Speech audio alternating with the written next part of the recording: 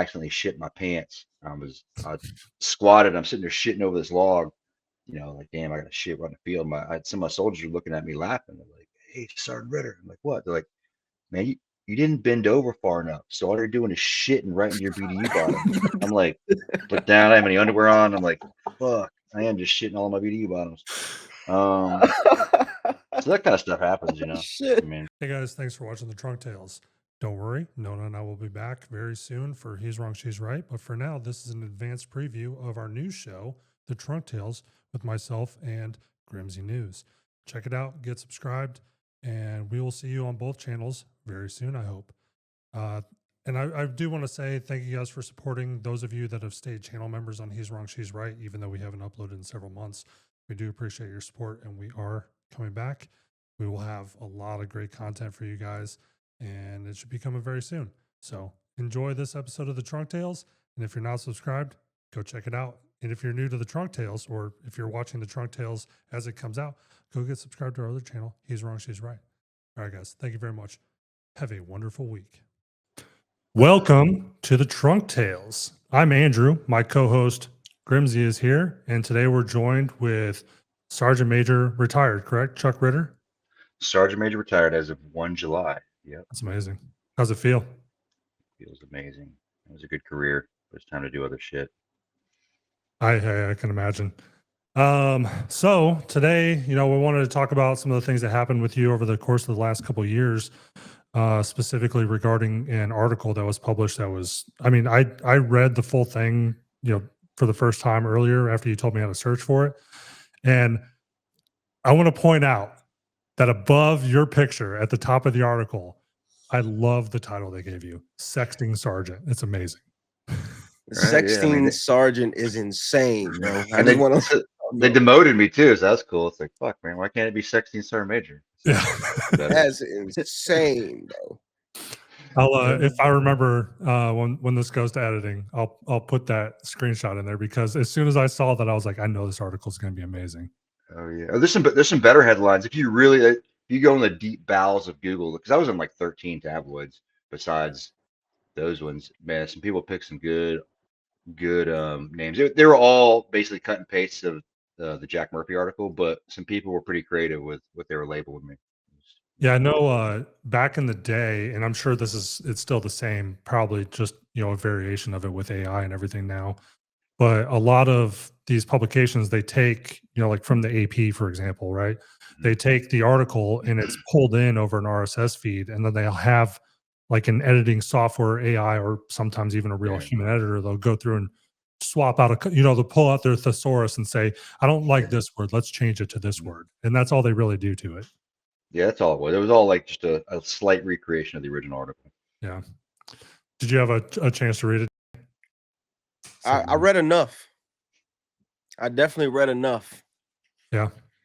Yeah, I love how like you said, Chuck, they put the disclaimer there at the top and didn't do anything about the context of the article. They were just like, we acknowledge that what we published here isn't true, but we're still going to let you read it.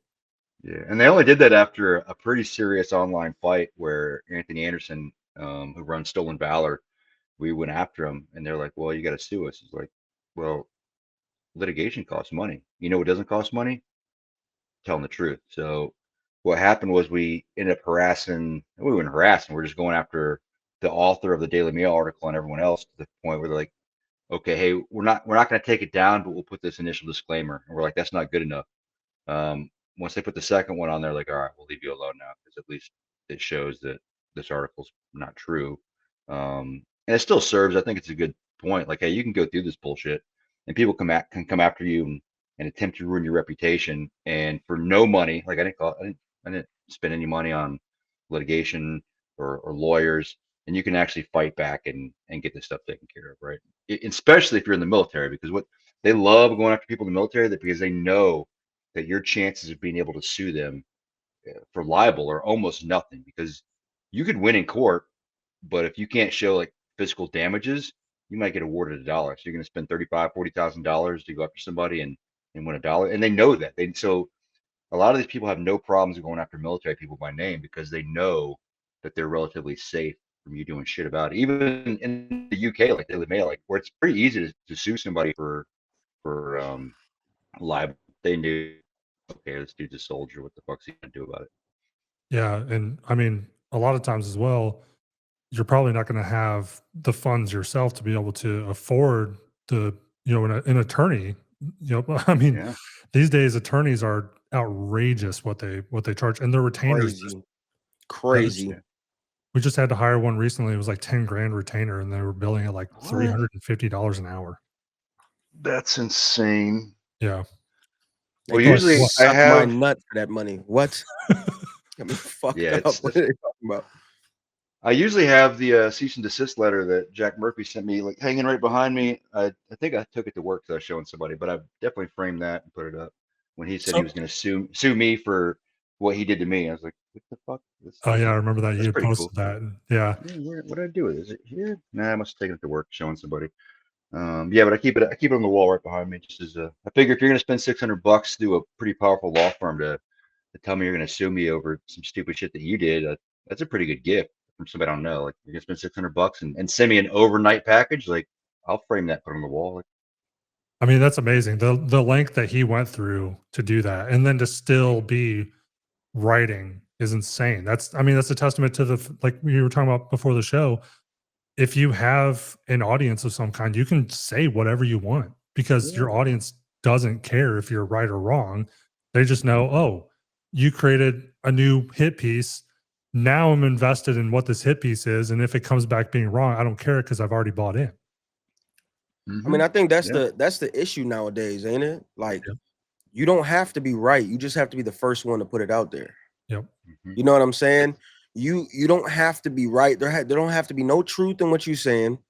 There doesn't have to be any anything behind it. All there has to be is you have to be the first one to put it out, and it has to sound good. And you're good. Nobody cares anymore. Nobody, and that's the big thing with, like, the shit that I do. Like, you notice that people don't do research. People don't look into anything. As long as it looks and sounds believable, run it. It's a sad reality, especially with the media that's going on right now. That's low effort. They don't have to invest much time. They don't have to invest much money.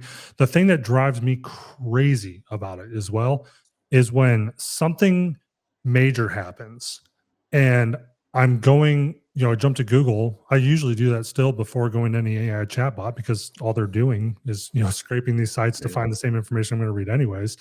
But I'll open Google and I'll try and find the first couple of articles, and I'll open it up and it'll say, it'll be like the picture of like the town sign or something like that. And then it says, this thing happened. We're waiting for more details. I'm like, cool. It's an amazing article. I'm glad that you got. Yeah, it's lazy, bro. The shit is lazy nowadays, man. Like Google. Go ahead. No, you go ahead.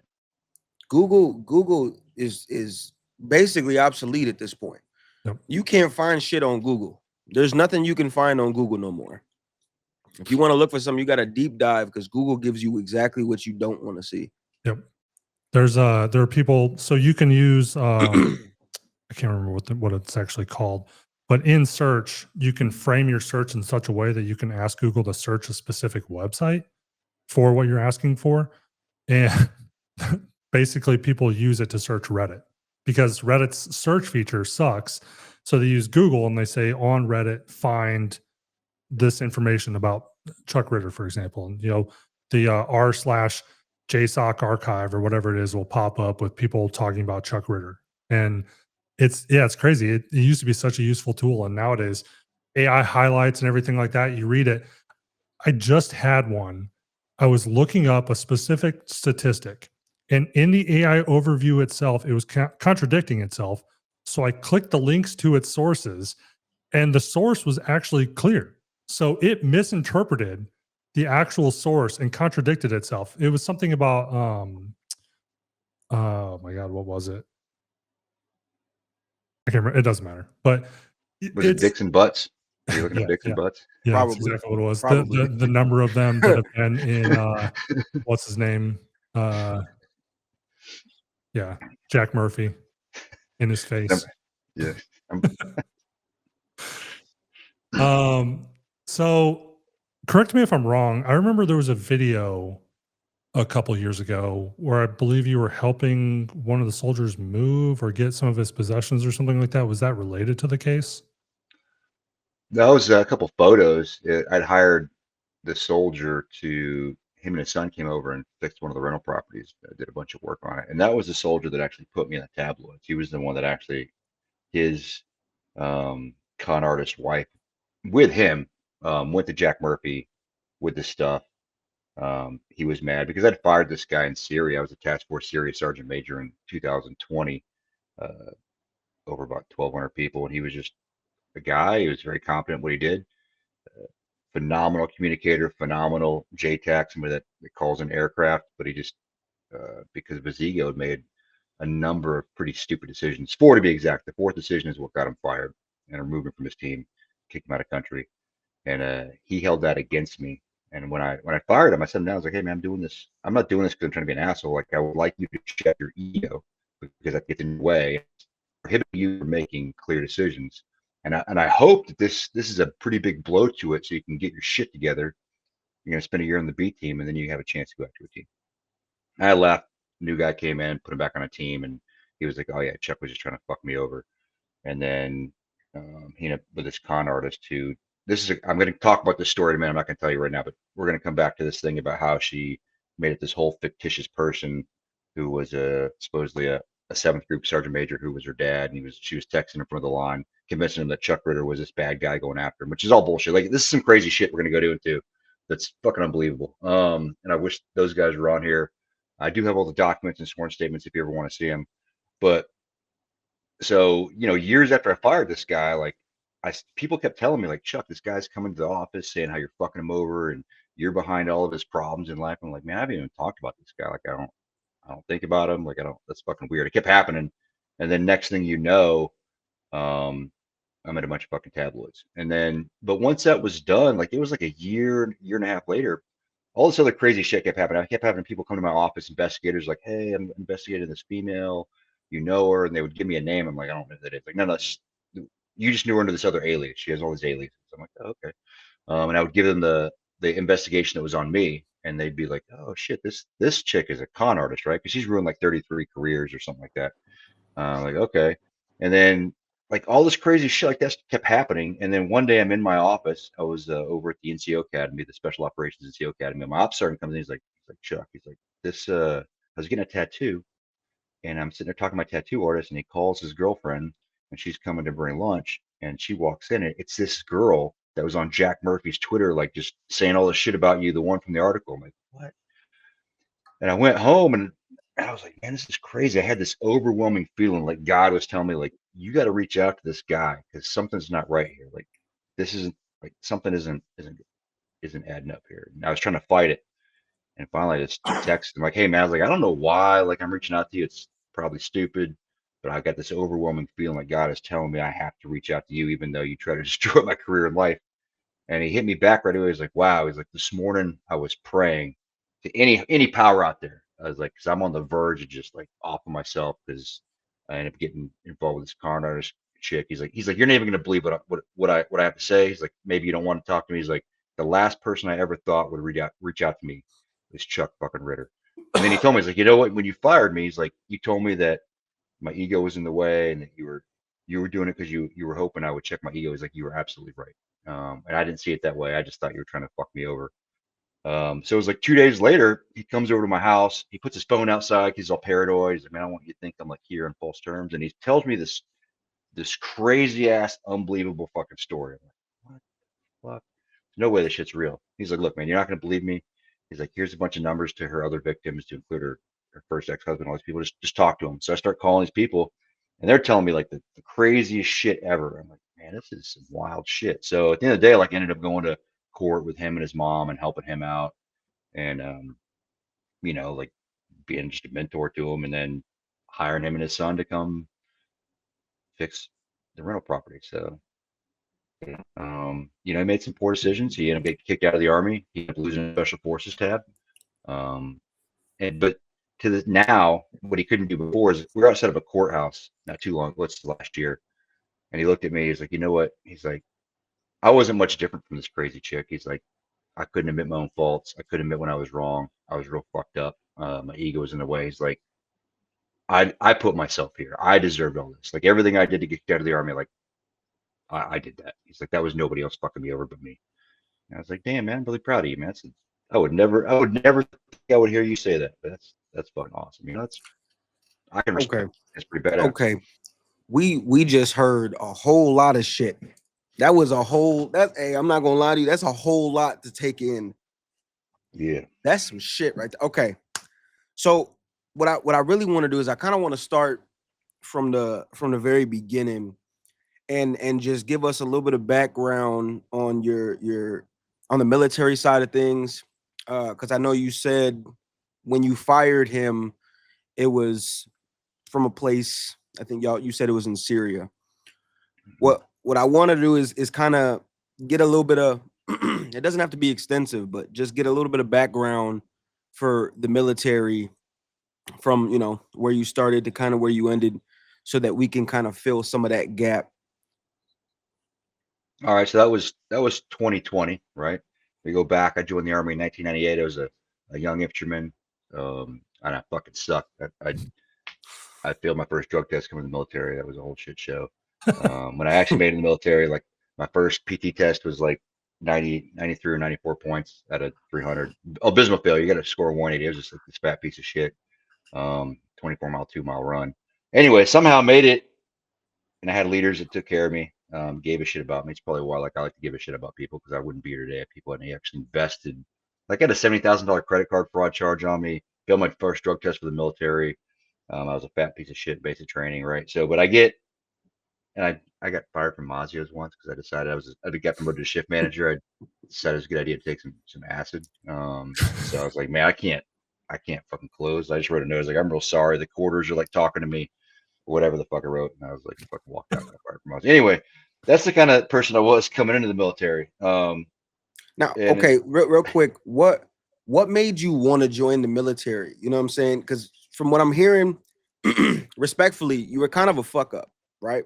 Yeah, for sure. What was the thing that made you want to join the military? You know, being this, quote unquote fat piece of shit that wasn't really doing much.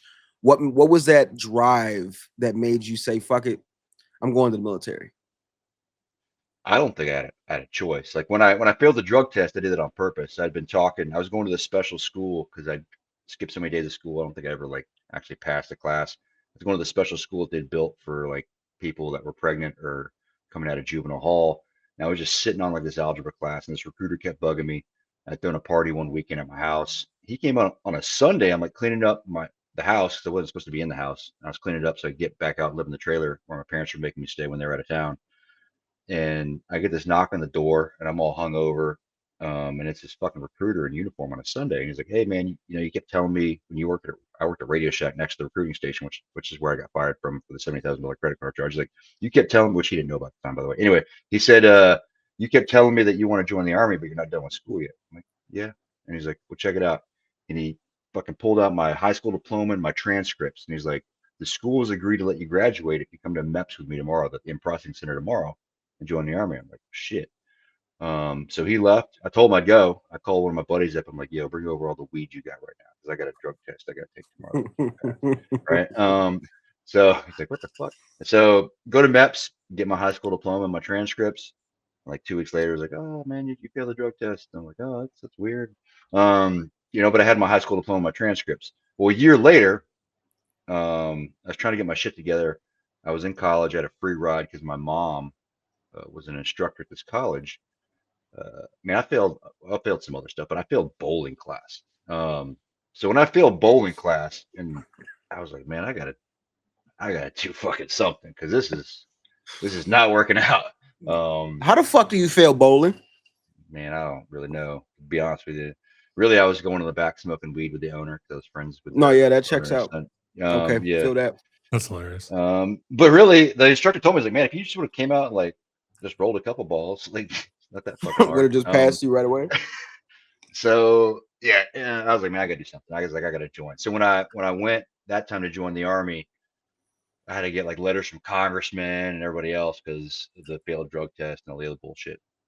But obviously I got it. So yeah, the answer to the question, I don't feel like I had a choice. It's probably going nowhere. I was like, this is it. This is gonna be the change that hopefully I can get my shit together, and it kind of changed my mindset, like how I'm viewing the world. That recruiter Absolutely. to be pursuing you like that must have really been behind on his quota. I mean, Oh that's yeah. a lot Oh of yeah. effort to go through. And Oh I yeah. mean, it's a testament to the instructors that you had, right? That didn't let you fail out and just say fuck this kid, right? They cared about you, and now I think that's the best thing people can do is you get somebody in your life that shows you kindness or caring in a moment where you don't fucking deserve it, and that shapes you for the rest of your life. You know what I'm saying? It's like you said, now you give a fuck about people. Yeah. Because of those instructors, you give a fuck about people. And it Yeah. does matter too in the Army. I'll tell you firsthand. The first unit that I was in, I was a medic attached to military police unit in Korea. And so that's also where I had my surgeries were in Korea, and I couldn't come back to the States because I mean I couldn't even sit. So there was no way I was going to be on a plane. But the leadership there was so abysmal. I hated every day of my life that I was there. And as soon as I left there and I went to RTB and saw how great the Army could be in that kind of unit and the professionalism and the big boy rules as we called it, right? I was like, I have to get out. It solidified my decision because I knew that as soon as I PCS from RTB and went somewhere else, that I was going to end up with horrible leadership or potentially end up with horrible leadership again. And so that drove me to get out. My wife swears up and down that if that didn't happen to me, I would still be in. She thinks that I'm still that even though she didn't know me 20 years ago, she still thinks that I'm that person that I probably would have retired. Core leadership, man. Core leadership. Yep. Okay, so now you've got these instructors that are telling you you're basically you're not allowed to fail, right? We're gonna get you to the right place. So at what point does it become, almost like your Rocky moment where you start to actually get down and be able to do these things that's required of you? I don't know if there was ever a rocky moment per se, but when I got to my unit, I had some really good leadership. And when I got out of basic training, I still wasn't like this phenomenal stud. I think I was scoring like a 212 on my PT test, which I was like, that's amazing, right? I'm like a stud. And then I show up in the infantry unit, like, man, you can't be showing up with a 212. It's the fuck you doing? Like it's horrible. You gotta be at least like a 260 or 270 or above. So I had to take a PT test almost every week for a while, but I had leadership that invested me to the point to where they made me read infantry doctrine every day and then get tested on it. And it just instilled in me the need to like, hey, this basic stuff is what's important. And you gotta have you gotta be intrinsically motivated or internally motivated versus externally or extrinsically motivated. Like that's the key. Like you got to be motivated to do this shit. So I just started getting in shape. It's probably like a year and a half into my infantry career. Was actually like scoring a 300 on my APFT. I was working out twice a day. I was very proficient. I was put on a machine gun team for like a year and a half, so that got me in shape because as an assistant gunner in the military, you're carrying like 140 pounds of shit, everything the gunner doesn't want to carry. So I think that all like really set me up for success. And then it was about 2.5 years, 3 years in, the special forces recruiters came in, and I already seen some SF teams come in and do some training and on the island that we were on, because I was in Hawaii. This is in Oahu. And what really impressed me about the special forces guys is we'd helped them run some ranges, and I was just a young E3, E4 at the time. They made the time to come and give us certificates of appreciation, and like shook our hands. And these are like E7s. Like I'm like, damn, these are like godlike people, like taking the time out of their day to come with this young nobody and just shake your hand and tell you they really appreciate your support. I was like, that kind of blew me away because I hadn't really seen that kind of stuff in the infantry at that point. I was like, I think that's like I saw what they were doing. Like come in, they flew in helicopters, they fast roped in, blew off all the doors in one of our close quarters compound, and like we're clearing stuff and doing cool shit. I'm like, wow, that sounds like something I want to go do. So at that point in time, I felt like I was like actually pretty driven. I was in a good place mentally and physically. I was in a good place where I was just dedicating time to knowing my craft and my trade and really studying and making sure that I wasn't just saying that I was good at what I was doing. I was actually proficient, which I think that's a problem a lot of times where people like to say that they're pretty good, but the So reality is, the question that I would ask, because I was motivated to get and stay in shape for myself. It was never about for the army, especially with how I was treated. I just was like, I look good, I feel good, I'm getting the women. That's all that really matters to me at that point. I don't care what the army thinks about me. But what were you really thinking when they were holding you accountable and having you do those PT tests and having you study doctrine? Did you hate every moment of it, or did you really buy in at that time?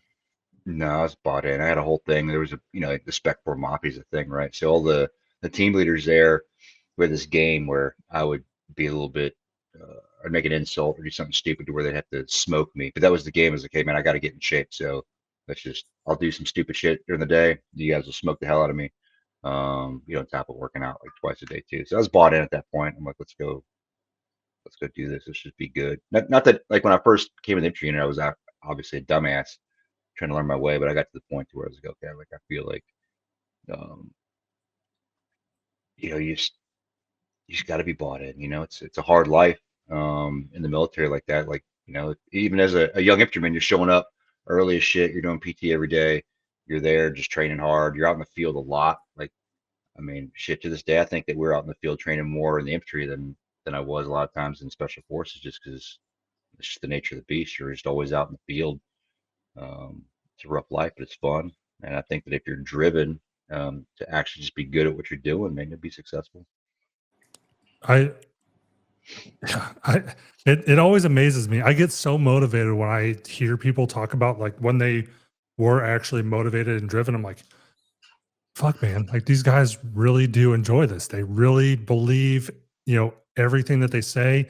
Cause there are those guys and gals, I'm sure that, they say it, they try to make themselves believe it, but they never really fully buy in mentally and physically, but they're like, it's a thing I have to do. The army says I have to do it, or my job says I have to do it. So I'm gonna do it. But then to hear people who like really do it and then they have that career success, you're like, fuck man, he really was motivated. That's awesome.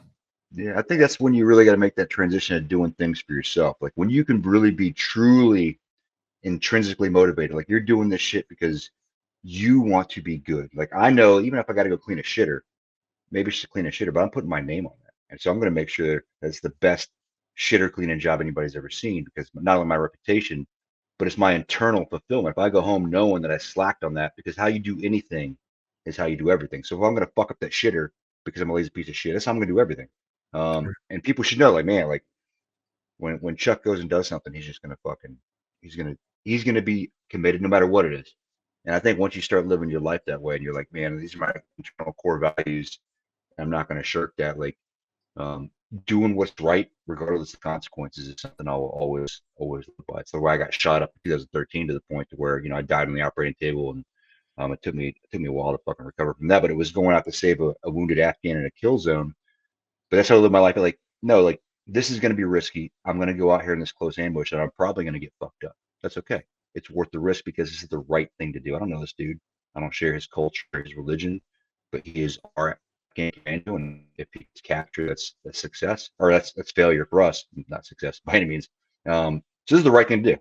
But that's how you just, if you can live your life like that, like, hey, that the right thing to do might get me in trouble because people aren't going to like that, or the right thing to do might be X, Y, Z, whatever it might be. Like, if you can live your life because you're internally motivated just to do the things that are going to ensure you're fulfilled, because it doesn't matter what the fuck anybody else thinks. Like, no, this is going to fulfill me because on my deathbed, when I look back, I'm going to look back and be like, man, I know that I dedicated the majority of my time to making a positive impact on the world around me, not just saying that I'm good or saying bullshit or playing a part or fucking lying to people or playing an act. Like, no, I actually attempted to make, maybe I wasn't successful. I attempted to make a positive impact on myself and all those around me. And it was always for the right reasons. I'm going to be like, I'll die a happy man. I don't have fucking money or anything else for that. I think like when I was in that early infantry stages, when I really started thinking like that, like, no, I gotta be authentic. I'm never going to sacrifice that, even if it pisses people off. but I'm gonna do shit for the right reasons, and I'm gonna fuck that up because I'm a human. But like when you do that, you got to be driven because it's for you, not for anybody else. And it sounds selfish when you say that, but the key to life is balancing that selfishness with selflessness. You can't be selfless if you're not first being selfish and taking care of yourself. Like, how can you go do shit for other people if you're all fucked up? Right? Yep. It's that balance. You got to find that middle ground. Absolutely. Absolutely. And so you had that mindset before going the SF route. So that Yeah. mindset was already being kind of rewired in your brain before you even decided, hey, I'm going to go the SF route. Yeah, I was like, man, 50 grenades. That's what it's about. Okay. All right. And so sorry, I had there's some Tim Kennedy shit in there, but for no Yep. reason. Anyway, so okay, now you seen the cool fast rope explosion shit. So what was it like to what was the process like to join or attempt to join the SF? so you go to selection first. So I got in trouble for that. Me and another guy got in trouble because our unit was going to JRTC, Joint Readiness Training Center in Louisiana, which is a big exercise. Like, you guys can't go to selection. Like, we're going to this big exercise. But once you're on orders to go to selection, like, nobody can really stop that. So the unit was pretty pissed that we were going, but we went. Me and my buddy who also made it, but we went. It's 3 weeks long. You fly to Fort Bragg, North Carolina. You come in. They put you in a little hotel for a day. They put you in these sterile. At the time, it was sterile greens with nothing on them. You get on a bus. You go out to about an hour out to Camp McCall, North Carolina, and then they make you sew these little white tags on there that have your roster number on it, and you go through 3 weeks of a selection process, which was it's brutal. It's still brutal. It's probably harder now than it was when I went through. And I barely passed that thing. Like, if I was a cadre, I wouldn't have selected me. I had to go to the board. Like, I damn near didn't make selection for a stupid decision. And yeah, so I made it through selection. And after that, for at the time, it was about a 2-year process once you made selection to go through all the training to become a Green Beret. So I came back. I'd made the decision that I didn't want to be a Green Beret for some reason. So I was on orders for the 82nd Airborne. The Special Warfare Center had called me. They're like, "Hey, like, you're going to you're going to the Q course." At the time, like, they needed people. They were very short. So they changed my orders, and then I wasn't airborne qualified yet. I went to jump school en route to the Q course, and I ended up breaking my ankle on my very first jump in jump school. So I was in a cast for like 3 months, and they were like, "Hey, you're going to need to the Army." I'm like, man, because I had been forced to study all the rules and regulations, I knew that you can't PCS a broke dick. It's on profile. So I got in my car, I drove my ass down to Fort Bragg from Fort Benning. I immediately signed into SWIC. So then they were stuck with me. And then they had to pull staff duty until I got my cast off. And then I got to go back to airborne school and go through the Q course. Otherwise, I would have recovered and gone needs of the Army, and I would have been fucking somewhere else. My question is, who is in your ear giving you all the tips and tricks to what you needed to do though? Nobody at that point. At that point, I just, I'd gotten really nerdy with understanding the rules of the game. Something I've always preached in the military is like, you don't have to be constrained by the rules, but you should know them and you should use them to your advantage. Because the rules, like, hey man, I'm not making this shit up. This is what the rules say, right? The And rules this say was you pre can't 9/11, PCS right? me. Yeah, it's just pre 9/11. So you needing to put your head in the books in No, this is while post you were 9/11. Sorry, yeah, head in the book. Sorry. so you needing to go through the books while you were going through infantry school and being forced into going through that is kind of what sets you up for success later on when you needed to do certain shit to be able to make it through. Yeah, it set me up for success my whole career. I always preach guys like, hey, know the rules of the game. Take the time to understand the box, because in special operations, people like to say, like, we don't do that. We operate outside the box. Like, maybe, but if you don't understand what's in the box, which is all your doctrine, rules, and your regulations, guess what? You're not operating outside the box. You're just pulling shit out of your ass. So understand the box first, because a lot of that stuff works and it's going to help you. And once you have a solid mastery of that, then you can effectively operate outside the box. But I started learning that when I was a young infantryman. Like, hey, really learn the rules of the game, because most of these things, like, I'll give you an example. In all my combat experience, I have never found things on the battlefield that are superior to basic United States infantry tactics as found in the Ranger Handbook and what used to be 7-8, which is now, was it 318, whatever the manual is. Like, those are the basic tenets of that. Even in special operations, like, that's what works on the battlefield. So having a solid understanding of that is what sets you apart. It's not this cool shit like the sexy stuff. It's just all basic principles and fundamentals that you have mastered, just like shooting, just basic stuff over and over and over again until it's just automated in your brain or physically. Right. Okay. What now when you so obviously you have to graduate jump school. Yeah, so I had to go back. So I So went back. got what year cast was off that? back. What year was that you graduated jump school? That was early 2002. So I think in January, might go January, February, March. So maybe March or April is when I went back and did my 4 jumps. Came back and went into the Q course, which the Q course starts at it's phase 2. Selection's phase 1. Phase 2 is small unit tactics, which is it's kind of like a mini ranger school. And then come back out, you go to your weapons portion, which I was an 18 Bravo weapons sergeant. So that's about 3 Well, or 4 months how long. was the Q course? Can you let us in on how difficult the Q course was? Yeah, it's tough. I mean, you figure even right now, the average selection rate is between like 17 and 28%, I think, of people that come to selection actually pass. And then once you pass selection, um, you know, a lot of people feel, I think there's a 20% failure rate in the rest of the Q course, right? So I think from start to finish, it's like 10 to 15% of people that come and want to be a special forces person actually end up making it. I mean, it could be a little less than that. Do you So it's, do you feel like selection and the Q course they're actively trying to make you quit, or was it more of like trying to build you to get to that point?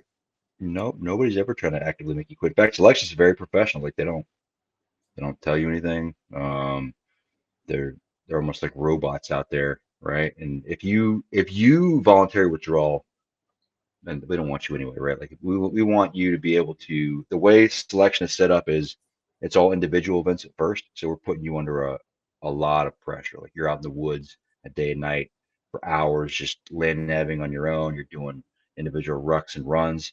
We want to see how can you operate on your own in an environment that's fairly damn stressful. No, look, man, I don't give a fuck how badass you think you are at 4 o'clock in the morning at night when you're walking through the woods and you hit a banana spider at face level while you're doing land nav, like you're gonna scream like a little bitch. You don't give a shit who you are.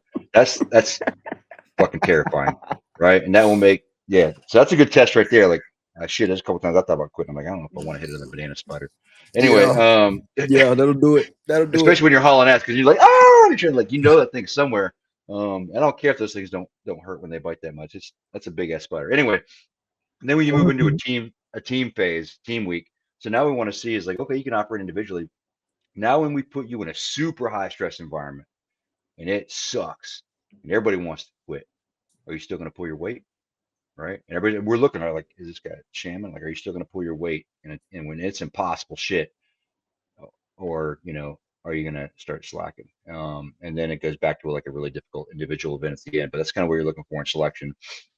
And in the Q course, like there's nobody's trying to fail you, but it's tough. Like in the weapons course, like where you learn how to really mess with any weapon in the world. Like sometimes you're out there with like Stinger missile trainers, like at the end of the runway, like going through all your different like the Stinger missiles, but also like all your foreign weapons, mortars, so you can operate, repair, and use almost any weapon system in the world. That's a lot of shit. So you're getting tested. Like you'll go in there, do all your math. Like, okay, here's a whatever. Like what caliber is it? Like what's the range? Like just a lot of technical questions on every single weapon. And then you got to go out there and use it and do it and operate it. And then you go to a whole mortar section where you don't have mortar ballistic computers. You got to do everything analog and you got to pass that. And that's very difficult. And every specialty has its own thing. Like you have medics, you have engineers, um, you have communication specialists, and it's all just very difficult because you got to know a lot of shit. But it's still all basic stuff. There's nothing sexy in there. And then once you get through that, like, and nobody's trying to screw you over, fail you, but there's standards. So if you fail, you fail. A lot of times you get recycled, so you can try it again. And then you got a culminating exercise, which is Robin Sage, which you put them all, you get all together in a fake operation attachment. Either you jump in or you get this long ass movement with like donkeys and other crazy stuff somewhere between like all of North Carolina, South Carolina, Virginia, and you're just out there doing unconventional warfare for a period of time. And then you come back out of that and you go to SEER school, which is also tough. It's a hard ass school. You're getting your ass kicked and you're hungry and tired.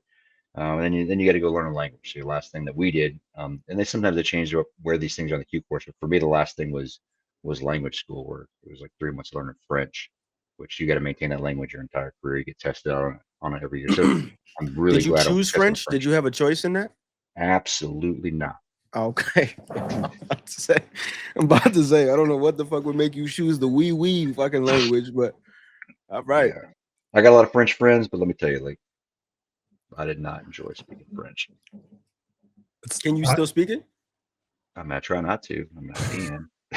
People say it's a sexy language, but I like when I hear it, it sounds to me it's very similar to German as far as like tone. Like I don't it's not pleasing to the ears. I mean, it's an interesting language because there's like, it's what it is. They don't have a whole lot of extra shit like English has. But when you're speaking it, even if you like slightly screw it up, but the French will tell you like no, this is not how you say that. Like, I'm just trying to. Do you understand what I'm trying to tell you? Yes. Okay, let's move on. I'm not trying to be like. My confusion is, who the fuck told you French was a sexy language? Damn. Women say that. That's one of the. There's a term for it. Like yes, burly women with hair under their armpits. That's not who the fuck told you that. The next time somebody says that to me, I'm going to play this clip for them. There you go. Yeah. J'aime le femme de grand. No, is it the? Was it grande femme? I don't even know. I can't. Shit, maybe I can't speak French anymore. I don't know. I never thought that shit was fucking. I don't. What the fuck? Stop talking to me, bro. Sound All like you gotta know is It's It's like kind of like the Italians, like, hey! Can't fucking do it, man. I Oh, can't. let fucking me, do it. There's no way. yeah. But before we continue on more of the story, what were some of the rumors of your generation? Like, there's always rumors that people hear, guys, he jumped out of the plane and parachute got caught in the trees and he fell and broke his leg and crawled the entire land nav course. What were the stories of your generation? The biggest one I think was like, hey man, when you're training, you got to be everything's fast. Like you got to train when you're rucking. Like you got to be like basically running backwards when you're pissing and just pissing, running backwards until you're done pissing and turn around. Like that's, you don't have any time, like shit like that. Like so I trained that when I was in Hawaii. I was like training, fucking, may not have to be that fast. Did you try it? I mean, the reality is, man, if you're pissing running backwards, you're probably gonna fall down. So then what happens? It's hard to cut it off. So then you fall and you got like a geyser of pee going up for a minute, or not a minute, but a second, and that's gonna go somewhere depending on the wind. So it's just dangerous. So I wouldn't recommend it. Pissing in the wind. Pissing in the wind. Yeah, actually, in a combat trip, I pissed in my face by accident. Let me tell you, like there were some pants that were issuing for a while that was like made in China, and they had the wrong, like it was a little bit too high. So it was, if you were wearing like cold weather gear, like just to get your dick out was super hard. I remember the firefighters like, I got pissed. So I finally got my dick out, and my hand slipped, and my my cold weather underwear slipped up, which is pretty thick. It hit my dick, and it aimed it right at my face. I was pissing in my face for like 2 seconds. So anyway, I don't know why I told a story, but that happened. That's always stuck with me. So. Oh shit, that's some Bear Grylls shit right there, man. So you got to be careful, man. Like there was a time when I was a young infantry team sergeant, or not team sergeant, sergeant. I was a team leader. Accidentally shit my pants. I squatted. I'm sitting there shitting over this log. Like damn, I got to shit right in the field. Some of my soldiers were looking at me laughing. They're like, "Hey, Sergeant Ritter." I'm like, "What?" They're like, "Man, you didn't bend over far enough. So all you're doing is shitting right into your BDU bottom." I'm like, look down. I have any underwear on. I'm like, fuck, I am just shitting all my BDU bottoms. So that kind of stuff happens, Shit. I mean, oh shit. Oh, shit. Back then the infantry, like your boots are bloused. It's like, man, how am I gonna get rid of this poop? My boots are bloused. Like, what the fuck do I do here? So you just grab a leaf and just scoop it out. What the fuck? What did you do with the shitty BDU bottoms? I'm confused. I don't remember. I remember like arguing, like, well, fuck, am I gonna take my boots off and like get it down? That's gonna make a streak of poop down my leg. I think I just grabbed it with some wet wipes, if I remember correctly. I hope I don't remember. Solid and not like that creamy, wet or diarrhea type shit. What in the fuck No, are it was we not. talking about right And of now? course, What the nobody fuck? came to help me either. They got more friends, and they just sat there and watched me, deal with the situation. And I didn't hear I heard about that for like months after that. Coincidentally, and I mean completely unrelated, but a couple of years ago, I was on the Drinking Bros podcast when they were still here in Wilmington, and Ross is a Ohio State grad, and I'm a Michigan fan. So JT was there. If you guys, Grimsey, I don't know if you know who JT is, Jared Taylor from Black Rifle and Drinking Bros and all that. And then Dan, of course. We're sitting there, and Ross and I were talking about betting on that year's Michigan Ohio State game. And JT asks if I'll do the diaper bet. And I just said, yeah, because I thought he was going to say that I had to like take a picture wearing an adult diaper. So I don't know what he was going to say. And he said, you sure? And I said, yeah, but I don't know what it is. And he goes, but you'll do it. And I said, sure, I'll take the bet, whatever. And Ross sitting next to me is like, fuck no, I'm not doing that bet. And he was confident. At that point in time, Ohio State won like 7 in a row. And so JT goes on to explain to me what the loser has to do. The winner wears a diaper, shits the diaper, and then the loser has to change their diaper, wipe their ass, all of it like they're a child. The fuck? Yeah. We never ended up going through with it. We ended up doing some like a jacket thing or something like that year. But yeah. True. Yeah. True. What the fuck is going on here? What do you We're talking about shit and pants, so I just wanted to throw that in there. Okay, well, I have questions now. Now I got fucking questions. Who the fuck thought of that? I don't know. Your guess is as good as mine. And how do you just how do you just force yourself to shit in a diaper? Like, I don't think I could do that. I'd imagine maybe you would wait until you knew you had to shit and put it on real quick. So what you're Would telling would they film it? I don't know. I blindly accepted it. We ended up, like I said, not going through with it because what you telling me is a grown ass man is gonna put a diaper on. Yep. He's gonna shit in that diaper. Yep. Then he's gonna call you. Yep. And say, hey, I shit in this diaper. Come over. Yep. Then you're gonna proceed to drive to that man's house. Yep. And you're gonna lay him on a table, put his feet up, yep, undo the diaper. I don't even know why I'm getting it. Move his shit over, wipe him, clean the diaper, and then go home. Yeah, that's about how it was explained to me. Yeah, you got some fucked up friends, Drew. I'm gonna just let you know. You have some fucked up friends, and don't invite me to that shit. That's all I'm gonna tell you. Okay, don't invite me to that shit ever in life. Would they black out your cock and balls? Like what if you're like somebody like me? Like if I don't groom right, it looks like I butt squeeze a tarantula. So does that get like how does that work? What the fuck? We never made it into the details, but like you know what I'm saying? And if it is tarantula like, right? You know, he's gonna move because the hairs are gonna start, popping out of the fucking like what? All right, you know what? Take it out my check. We didn't talk about this. It's going in the episode, but we didn't talk about this. Oh man. Okay, now that we're done talking about shit and diapers. All right. So you make it through selection, you make it through the Q course, you make it through everything you need to. I think you said Robin Sage and Sear School. Yep. And after that and French. That's probably one of the toughest parts. Like I am not good at language, so that should kick my ass. But anyway. You know how crazy that is that after all of that, the toughest part for you was learning French? Yeah. Okay. So you get through language school, and now what? You graduate completely. Oh yeah. So but that's where it starts, right? So we graduated, show up to the unit, we sign in, and like, hey, 30 of you guys that just graduated have prior infantry experience and have your expert infantry badge, you guys are going to go back and be Q course instructors for 6 months because they're doing a ramp up. They're like, we have to double the size of our output right now because of the wars. So yeah, we had to go back and be instructors at the small unit tactics phase for 6 months.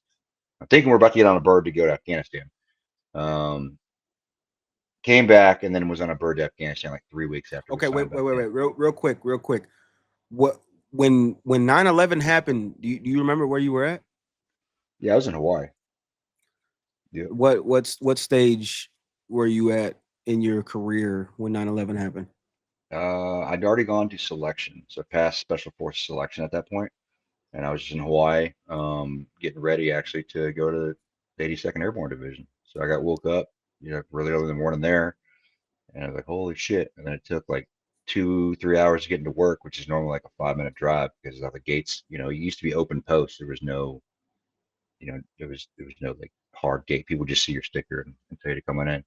So yeah, and that was a clusterfuck for a while. What was your thought process of like, because at that point you're going to war, Hmm. right? So what's your thought process on it? Because I know some people are apprehensive about it, and then you have some people who this is the whole fucking reason they joined the military was to go to war, right? So what was your thought process on the fact that now for 100% fact you're going to war? I don't really know, to be honest. I don't think there was any like fear there. It was just a matter of, okay, how is this going to pan out? Where is this going to be at? What are we going to do? And Hawaii, we immediately sent guys out to do security at places like Qatar and a couple of other places where they figured we were vulnerable or would be vulnerable once we started doing things. So we had to get like real world ammo, get people out the door for that. But for me, I was like, well, shit, I'm about to go to the 82nd Airborne. So in my mind, I was like, what'll probably happen is these guys deploy. I'll be stuck back here. I'll go to airborne school and I'm going to miss out on the war. I think that's what I was thinking in my head at the time, which didn't happen. And obviously, I spent the past 20 years fighting those wars. But yeah, I think at the time I just thought I was going to miss out because of the way everything panned out. So it's more disappointment, I guess. Out of curiosity, I thought about this earlier and forgot to ask you. What was needs of the Army at that point in time when you were talking about having to sign in and having failed and trying to stay on the Special Forces track? What was needs of the Army at that point in time? Do you know? I don't remember. I don't even think there was any like anything crazy going on, like any stop loss stuff or stuff like that. So we had, when I was going through medic school down in San Antonio, they were always threatening us with becoming 88 mics and the fuel supply specialists because they were all being blown up all the time and all the vehicles were being bombed and IEDs and everything. And I swear to God, man, I've never been more motivated to make sure I passed a class than thinking I was about to become a fucking truck driver. Yeah, I could see that. It's a pretty good motivation technique. It probably wasn't real, but they probably used that to, Yeah. great advantage, obviously. So Yep. And I asked that because like y'all are prior military. I've never personally had to, so it's always intrigued me to kind of figure out the mindset of going into something like that, right? Because I mean, it's very different, at least in thought for me, of being in the military when there's no war going on, and the thought process of I'm going to the shit. You know what I'm saying? This is gonna happen. So, and I know it's different for everybody, but a lot of the guys that I talk to, like that's pretty much the reason why they joined the military because they wanted to go to war. So it's every time we get somebody on here that has been deployed in the combat zone, I always like to ask, the mindset of everything because it helps. It kind of helps me realize, what's going on at that point.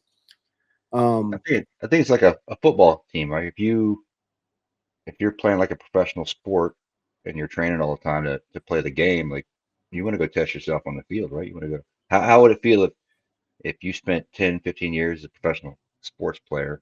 I'll use football as the analogy, but you were a football player and you never got to actually go play a game, right? It was just all practice. So I think that's kind of the mindset, at least in combat arms, is you're like, man, I really want to go test myself on the battlefield. And that's not logical a lot of times, especially if you got a family, other things. You're like, why would you want to leave your Well, yeah, family? as in a civilian standpoint, when you go play football, you're not getting shot at. You know what I'm saying? Yeah. So that's I think that's where people don't, especially a lot of from on the civilian side, people don't kind of understand the stakes here. When we're talking about going to combat zones. So I like to ask these questions because it gives the civilian mind kind of a put yourself in their shoes kind of thing. Yeah. You're not going to fucking you're not going to play tackle football. You're going to get shot at and do some shooting. So Yeah. it's a very different thing. And then you said for 6 months you had to become an instructor. Mm-hmm. How was that? That was interesting. We had the Fort Benning tactic certification course come down, and everybody went through that. Oddly enough, like I got distinguished honor grad. My buddy Kevin Owens got honor grad, and some of the cadre that had been there for a minute like failed. So I was like, okay. Well, I mean, it was a good indicator that all my studying and paying attention and trying to be good at my craft was good, because we went through that. It was like basic infantry stuff up to the brigade level, and it was super detailed. But to me, it was like, man, shit, I've been reading this stuff every week. Even to this day, man, I'm a weirdo. Like if I'm in the bathroom, I might be reading the Ranger Handbook and other shit, even though I'm not even in the military type of stuff. Did you So ever that was feel, cool. did you ever What's feel that? like an imposter? Like, having just graduated from the school and then turning around and becoming an instructor and not having that real world experience? Oh, absolutely, absolutely. That was interesting. I think having an expert infantryman's badge and doing the infantry things, that's all we were teaching there. Small unit tactics was okay, but again, you're trying to teach it in a way to where people can use it with indigenous forces as a Green Beret. So yeah, you feel like we weren't primary instructors, we were assistant instructors, so it's not like we were able to lead in front of I a got you. class, which was Yeah. which was fine. Is that a big thing for y'all? Is that a big thing, that imposter syndrome? Because I hear it a lot, right? So it's, again, I keep going back to the civilian standpoint, but like in a civilian mind, it's like, bro, you've done everything you needed to get to this point. But for y'all, when you get there, it's like that ain't shit. We're nothing compared to the people that we're trying to live up to. So is that a real thing that happens at almost every stage? Is that imposter syndrome? I think it mainly happens like when you start moving into a new role. For instance, I was a Green Beret on teams for shit, how many years before I became a team sergeant? At least 7, 8 years before I became a team sergeant, right? So, and at that point, I was a weapons sergeant, and then I became a special forces intel sergeant. And then, but once you step into the shoes, even though I've been doing it, now you step in the shoes of a team sergeant who's the highest ranking NCO on a special forces detachment as a master sergeant 88. Yeah, because now you're going into something that you haven't done before, right? So you're always going to, or you should, you feel like that imposter, like, well, shit, like, am I actually competent enough to do this? Because everybody thinks they can. When you're on a team, you're like, shit, I could do this better than this dude. Um, but then when you like, I'm telling you right now, there is nothing on this fucking planet that is as stressful as being in charge of 11 other dudes who think they're incredibly good at what they do, but they also know and think that they're incredibly good at what they do, and they think they can do a better job than you. Like a bunch of man children. Like that is a stressful ass fucking job. And if you have a really good team, people should be like right on that borderline of being cocky because they're so good at what they do. Um, that is extremely difficult and it's fucking exhausting. I always tell people like, hey man, when you're at the end of your 2 years or even 2.5, 3 years of a team sergeant, if you get another year, you're gonna be mentally done from just dealing with that environment, which it's rewarding. But yeah, you do always have imposter syndrome, at least going in initially. You should, because every time you go to a different job, just because you were really good at what you're doing before, now you got to be humble enough going to your next position to be like, you know what? I don't know fuck all about doing this job right. So let me actually take a step back and realize that I'm a human being. I probably don't know as much as I think I do. At any point in time, I'm never as good or as bad as I think I am. So let me take a step back and actually learn what it is I got to do instead of being an arrogant fuck. If you can do that, you'll get over imposter syndrome pretty quickly, in my experience.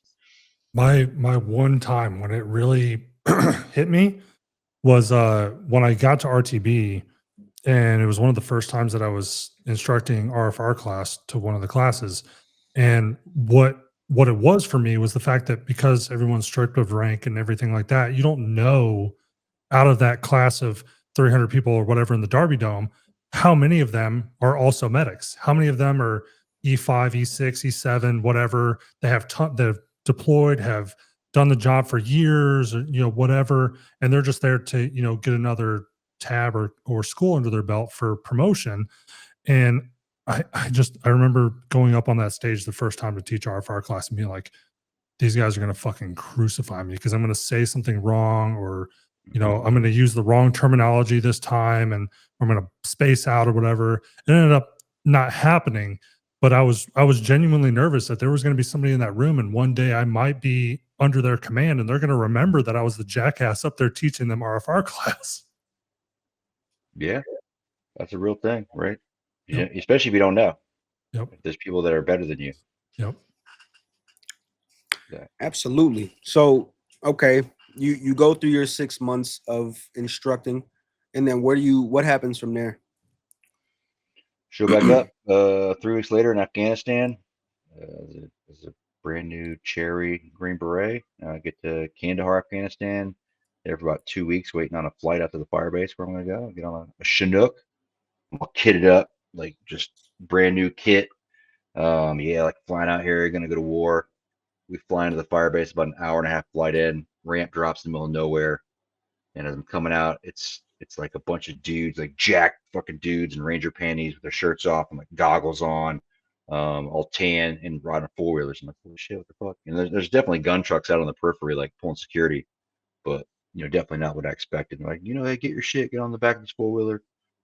Took me over to the A camp. It was A Camp Lane on the Arghandab River, and yeah, I was out there for 7-8 months. I can't imagine, because you were over there while I was like still in high school. And I remember, after 9/11 and everything like that, swearing up and down, I was like, there's no way I'm never joining the military. It's never going to be me. My uncle was enlisted at the time. He was at Bragg as well. He was a Seaburn NCO in the 82nd. And then I think he flexed over to group for something a couple times. I just remember traveling down here to visit and not really understanding. And I mean, he's since passed, so I can't ask him, but I just remember, him telling stories and all these things. And he called me after I got a DUI. That's how I ended up in the Army. He called me and just calmly was having a conversation with me, telling me that I needed to fix my shit and that I needed to, join the Army to square myself away, and just being adamantly like, no, absolutely not. I'm not doing that. I'm not joining. I'm not going in. And then to think, having conversations with guys like yourself who were actively in during that time, what do you think was the roughest period when you were in? Because, everybody always says those early years, like 03 to 07, or maybe even 09, were kind of the worst. What do you consider the worst time? I mean, there's all different types of worst times, right? I think, like, later in the war, you had a lot more restrictions and weird stuff early in the war before technology really hit us, where we didn't have internet at the fire bases. So the command couldn't make you put up a 30 to 80 point PowerPoint slide every time you want to go to a mission. They just had to rely on you sending up maybe a 2-page Word document over a radio. During that deployment, we could do whatever we wanted to. I mean, we just said, hey, this is our intent. This is what we're doing. And you could do it. Like, and then later in the wars, it was very restrictive because of technology, where it allowed commanders to be a lot more micromanaging and ask really stupid ass questions that didn't make any sense. People that completely like had never even been on the battlefield, like, wow, hey, are you taking assault ladders in this mission? Like, no, we're not, because we're walking in 30 kilometers. Like, yeah, but you should probably take assault ladders. I'm like, no, I'm not carrying a fucking assault ladder for 30 kilometers. There's a ladder in every compound in Afghanistan. I'll blow a door and take a ladder over the compound. Like, well, are you sure that there's ladders in those buildings? Well, yeah, motherfucker, this is my fucking 8th trip here. I'm yes, shut the fuck up. Type of shit. Like, they couldn't do that in the beginning because what are they gonna do? Yeah. Yeah, but so I think that's relative, right? Like, I think the most intense combat I've ever seen was Iraq in '05, where we had, I think we had 5 teams there. We were working with a 3rd Armored Cavalry Regiment in Talifar, and it got to a point where the ACR just lost so many people. Like, fuck it, we're gonna build a berm around the city. All y'all got fucking 7 days to get out. Anybody left, we're gonna start from the south. We're gonna move tanks up. We're gonna fucking blow the walls. The SF guys and their Kurds are gonna come in and clear the buildings. They want to go from south to north. And we're gonna destroy the city. And if you're here, we're gonna kill you. That was probably the most intense shit I've ever seen in my life, right? But then obviously it was after that that I got, it was '08 where I got blown up and they had to rebuild my face, and that took like 4 years to recover from. And then I got shot 3 times in 2013, and then I got shot again in 2014, right? So it's, even though that was the most intense combat, it wasn't necessarily the most catastrophic either. So it's, I don't know, it's relative. It's like, it was just, the whole thing was always weird and different. There's a lot of frustrations there. A lot of it was bureaucracy, or like even my last trip to Syria, like, man, we're spending more time fighting with the agency and the State Department than we were with, Al Qaeda and them, which we were doing that, but it's like, man, we're causing our own problems internally because we're all a bunch of fucking idiots, type of thing. So yeah, I mean, at some point, I mean, I'm gonna write some books that the Army is probably not gonna want me to write. And not that I love the Army, but like, man, if we can't start being honest with some of the stupid shit that we've done, we're never gonna learn our lessons, right? Like, let's just be honest with it. Yeah, man, we're humans. We fuck some things up. We definitely made a bunch of poor decisions throughout all these wars, that led to certain things at all levels. Let's just dissect them. Let's take them for what they're worth. Let's learn from them. Let's not do that shit again. Or we can just be like, no, we couldn't have done it better. This institutional arrogance that we got, like, no, our shit doesn't stink, man. All shit stinks. I don't give it, like, ain't nobody's shit coming out smelling like roses. So let's be honest, like, hey, poop stinks. Let's deal with it. Like, how do we clean this shit up better? Or how do we not do this? How do you not shit in your pants so your fucking, your soldiers see it, type of shit? Like, make mistakes, you shit in your pants. You learn, like, well, I ain't doing that again. Every time I poop now, guess what? I fucking make sure that I'm at least another foot over the edge. Like, right, you fucked it up. You learn from it. You don't do it again. Yeah, you know that. You know that better than anybody, don't you? Right. Otherwise, you just keep shitting your pants over. You're like, could have done that better. You're like, man, I don't know why I just shit my pants for the 10th time now. You're like, no, because you're a fucking idiot. Ego. If you go the book route, so I'm vaguely familiar because I was on a couple of projects, like I was on the marketing project for Tim's book. But if you were to go that route and put out the book that you want to, would you still go through the DoD approval process and have them go through and redact things that shouldn't be out there, or would you just go straight to publish? Depends. I think I'm more of the mindset now, like, fucking sue me. Like, I'm not going to put out anything that's like secret or top secret or fucking anything like that. Like, I'll probably still push it through there, but I know how they work. So I've had other buddies publish books. Like, I don't even think they look at half that shit. They forget about it. You're like, hey, what the fuck's going on with this? And 9 days later, like, oh no, it's good, type of stuff. And they're not looking for like factual stuff. They're just making sure that you're not going to put out anything that's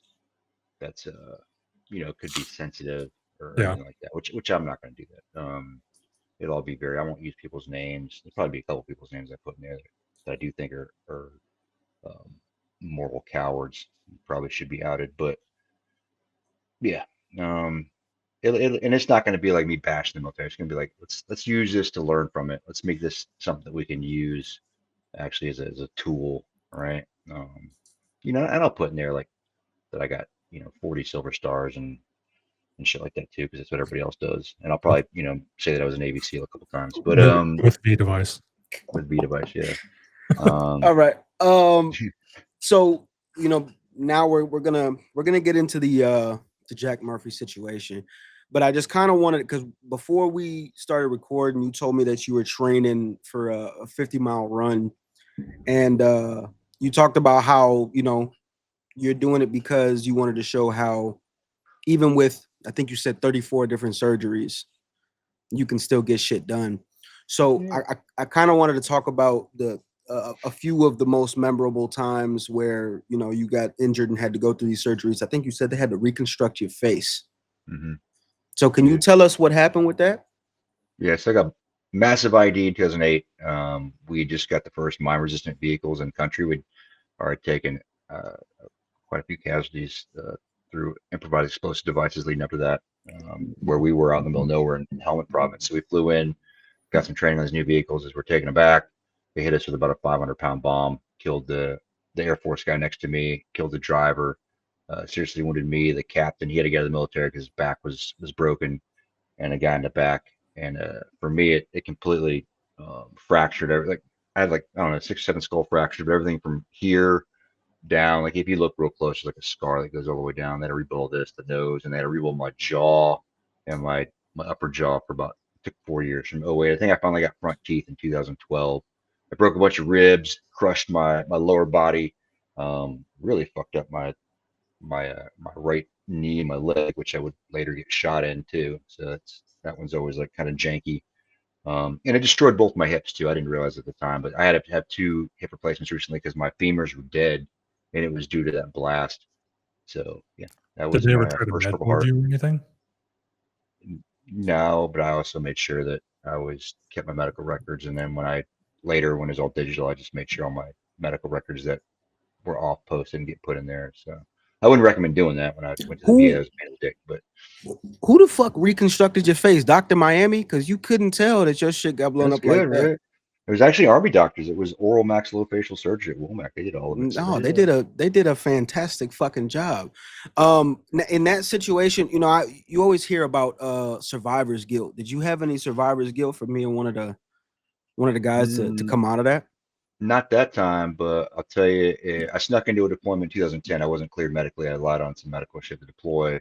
So our major came down. He's like, "Hey, Chuck," he's like, "You know how I know you're not supposed to be here?" I'm like, "What are you talking about?" He's like, well, I called your surgeon for one. They said you definitely had a lot more surgeries on your teeth because 2, you're missing your front teeth still. So that's pretty obvious. And, yeah. So check it out. He's like, "I'm not going to kick you out of this deployment. When you go back, you can't be on an operational attachment until, you finish up everything." So I got back from that trip, and they deployed about 6 months after we got back, and about 6 or 8 months. I don't know. They deployed again, and I wasn't allowed to go.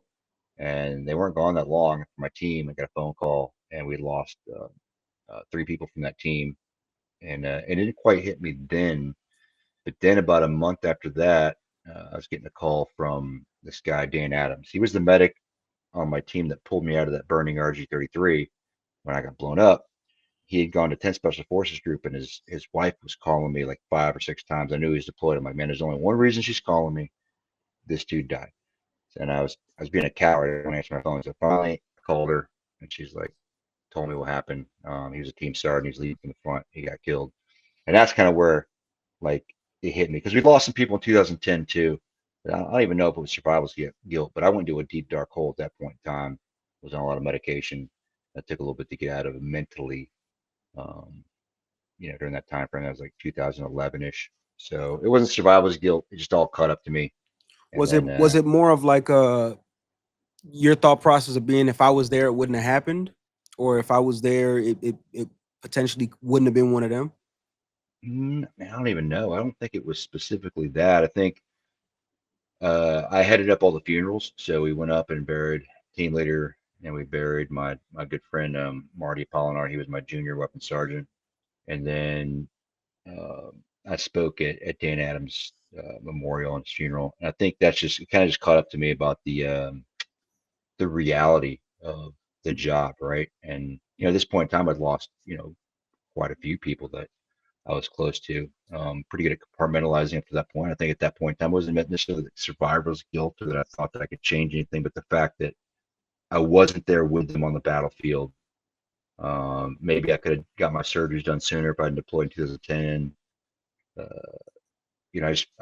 I guess I more felt like a coward, and then I felt like, I don't know. It was just not necessarily responsible, I guess, but just not, because I wasn't there. I was being a coward, I guess, is how it happened. It's always the guys that are true team players that feel that way too. It's the guys that like feel the responsibility to their team, that I have a specific role, I have a specific job. If I'm not there, I've now put that burden on somebody else, or the division of that load across the team, and now they might potentially look at me as lesser because I put them in that situation. So I mean, I think that's one of the signs of people that are true team players, which is something that's expected of you. Yeah, that was rough. It took me probably almost a year to get out of that hole, I was taking like massive amounts of stuff like lorazepam and other stuff that I probably shouldn't have been prescribed. But yeah, it was rough, man. It was like the most severe anxiety I've ever experienced in my life, and yeah, it's a pretty deep, dark hole. It's tough, man. That's tough. Um, what was the next most significant injury that you had taken? So that was the next year deployed. I took over a team as a team sergeant. We went to a place called Tagab Valley. And it was a wild firefight all day long. We got some intel that there was we were in these two battle positions and we were just pushed. They were like on top of us, throwing over hand grenades over there, that close to us. And the place is just a maze, like a jungle maze. You couldn't actually get fields of fire. So you're just going out in close contact, pushing them back, hitting them with a bunch, hitting them with what you could from the air, but there was so like much foliage that they couldn't even see in there. There's like really close combat, like you could touch people. We got some intel that there was a large force moving up from the south, and I went to the team. I was like, "Hey, uh, I'm going to take an element out. I'm going to get behind them. I'm going to ambush them before they get to us." We're like, "Okay." So as we were moving out, it wasn't that element, but there was another element waiting in ambush for us. And as we went around this corner, it was me and about 4 Afghans. As a Green Beret, you don't have that many Americans. Like shit, you might be out there with just you and no interpreter with a bunch of indigenous forces for days and not see another American. But at this point, that was me, my medic, and a chemical guy, and then like 15, 20 Afghans. So it was me, Afghan platoon leader, and a couple other Afghans that were going out into this courtyard basically. And as we're pushing, we're going to start pushing to the right and go to the west and get around these guys. Well, they had set up in this close ambush, so all these machine guns immediately kicked off. Pretty massive firefight. The Afghan next to me got shot. And there was so much fire coming in, I just ducked right behind the corner, and I couldn't get back to him. And then all the other Afghans ran, so it was just me up there fighting. My medic was setting up behind us. I was like, "Shit, let's get the Afghans back here," and trying to get some aircraft in there. Unfortunately, it was right at the perfect time where most of the aircraft were refueling, so all we had overhead was some drones and 2 Apaches. I tried to call in some guns with the Apaches so we could at least suppress the far side of this field so I could get this Afghan out. But for whatever reason, both the guns and the Apaches weren't inoperable. They wouldn't work. I didn't want to shoot rockets. I didn't have anything else overhead. So finally, I got some Afghans back. It's like, fuck it, man. Like, I could see that the enemy was getting closer to this little crack. I'm like, hey, man, we got to get this dude. We're going to fight out there. I was like, Dan, he's a medic, and his helmet cam footage shows me getting shot. If you Google Chuck Ritter get shot, his helmet cam footage will pop up of me getting my ass handed to me. I was like, hey, man, be prepared to receive a casualty, probably multiple, because more than likely we're going to get fucked up going out here because there's a lot of fucking enemy. I was like, all right, so go around the corner, massive firefight, and like super close. Like there was 2 guys bounding textbook style, like right in front of me. It took those guys out, multiple machine guns, and then multiple other people, like in the things with small arms. Ended up taking out one machine gun that was on the apex, like right in front of us. Thought I took out the other machine gun. I threw a grenade, and then went off. So I was trying to drag this Afghan. Thought we killed the machine gun, but that guy recovered and he started shooting to the Afghan platoon leader. So I transitioned. And I was trying to shoot this guy, but I was off. Well, he transitioned to me. First round hit my right leg, and it popped me forward like in a Superman pose, like knocked me off my. I was on a knee. It knocked me forward. So the next round hit me in my upper back on the bone right here, and then rode down my back and lodged in my lower spine. But it broke through. It broke apart my brachial nerve complex. It broke apart my brachial artery, so it was like bleeding inside pretty extensively. And the last round hit my butt. But luckily, like as I landed in this shit ditch. It was like this, again, it always goes back to shit, right? But like the Afghans have these shit ditches, like this stream of poop. And when you see the video, you can see like the stuff on my face. That's poop. It's green. It's poop. But there's a little wall in the shit ditch. So all the rest of the PKM rounds like went to the wall right in front of me, or right behind me rather. And I was like, all right, PKM only has 100 rounds. Like, now I can kill this guy. I know where he's at. When I got up to kill this guy, I couldn't raise my rifle to use it to shoot this person. I was like, okay, shit, I'm shot pretty bad. And it was a such where I couldn't grab this guy with my right hand and I couldn't grab him with my left hand. So I looked at the Afghan team platoon leader. I was like, grab this dude. Let's get around the corner. So I pop around the corner, and then that's where you can see in the video where I'm like, Dan, I'm hit. And what you don't see is like the Afghan is recovered. the guy we're going after. He works on me, and then I had lost so much blood on the battlefield when I got on the operating table. I was crashing. I couldn't figure out why I was crashing. So that was significant for me because they didn't want to give me any more pain meds. They didn't want to put me under because they couldn't figure out why my blood oxygen levels were nothing. I was crashing. So they gave me enough disassociate to where I couldn't move, but I felt that entire surgery when they were fixing my artery. And the artery busted back open about 2 hours later, so I had to go back in there again. But that whole thing redefined my definition of pain. I didn't know pain like that was possible. So yeah, that was the next significant one. And then the year after that, I got shot again. I took another machine gun round through my middle knuckle here, and it blew out the side of my hand. So it blew out all the most of the bones. So this is all like cadaver bone in there. That was actually pretty painful too. So yeah. I can't bring myself to understand in situations like this where you get completely fucked, right, by rounds, the will to pop back up and retain the information you have of where the fuck this guy is, and to pop back up and attempt to engage him again, right? Mhm. Because listening to that shit in the spots that you got hit, you would think there's no way you stand, let alone fucking raise your rifle. Yeah. So it's a mind fuck for me. I'm not gonna lie. It's a mind fuck for me to understand, to really go through the motions and put myself in your shoes of like, I just took 3 devastating fucking rounds. And my thought process to get back up and engage this motherfucker again because I know he's out. Mm-hmm. That's crazy to me, man.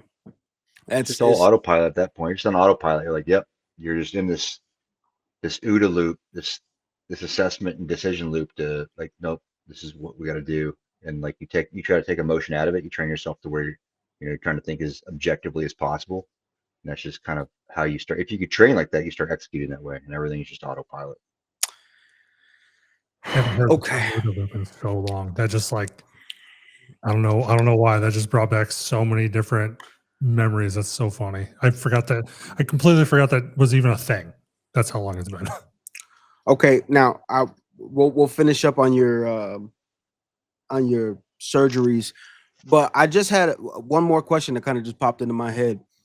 Was there at this time a big fear of Afghans turning on you guys? Because I know it's happened a lot. You know what I'm saying? They get a hold of these guys' families, and you have rogue guys that turn around and attack a fob that they're stationed Mhm. at. Was that a fear at that time? Yeah, it's always a fear, right? It's always a thing like that. Like no matter who you're working with, so you try to build as much rapport as you can. What I found is like if you build enough rapport like, with the key people, they'll tell you something's up, right? Or they'll intervene for you, but you can never like mitigate it completely, right? So what I found personally, like man, once they know that you're willing to fight and bleed and die with them, and not there for yourself, like that goes a long way. When I came back the next year after getting shot that time, like the Afghan that got wounded, like he was like in the next year, but I saw him the next year, and he was like, "Hey man, I really want to thank you for saving my life." He got his fingers going off, and he shot through the leg, and I was like, "Man, man, like, yeah, but like you were definitely awake, but you weren't helping me like at all, like trying to drag you like a sack of shit. What happened?" He's like, "Man, I just convinced myself mentally that I was dead." I was like, okay. But that kind of stuff goes a long way too. There's that difference, right? There's that difference in the will to fight, because you said it's a mental thing, right? It's like the fight or flight's trained in your brain. Mm-hmm. But that just goes to show you that it's not trained in everybody. And that's why I think we have the fucking best of the best here as far as military goes, Mm-hmm. because in that moment he had the body, the motor skills to be able to help pull himself, and he was done while you were significantly fucked up and still we're pulling through, right? So I feel like that just shows the difference in will. So a lot of it feels to me like it's not just going through the motions, because you need the will to even be able to do that shit. And that's big. So 34 surgeries in total, you said. Mm-hmm. Yep. I mean, a lot of those were on And the face and whatnot, but a lot of the other ones, like I had my back fused, my lower back. Or they had to do them in stages. It wasn't. They couldn't 105. do it in one.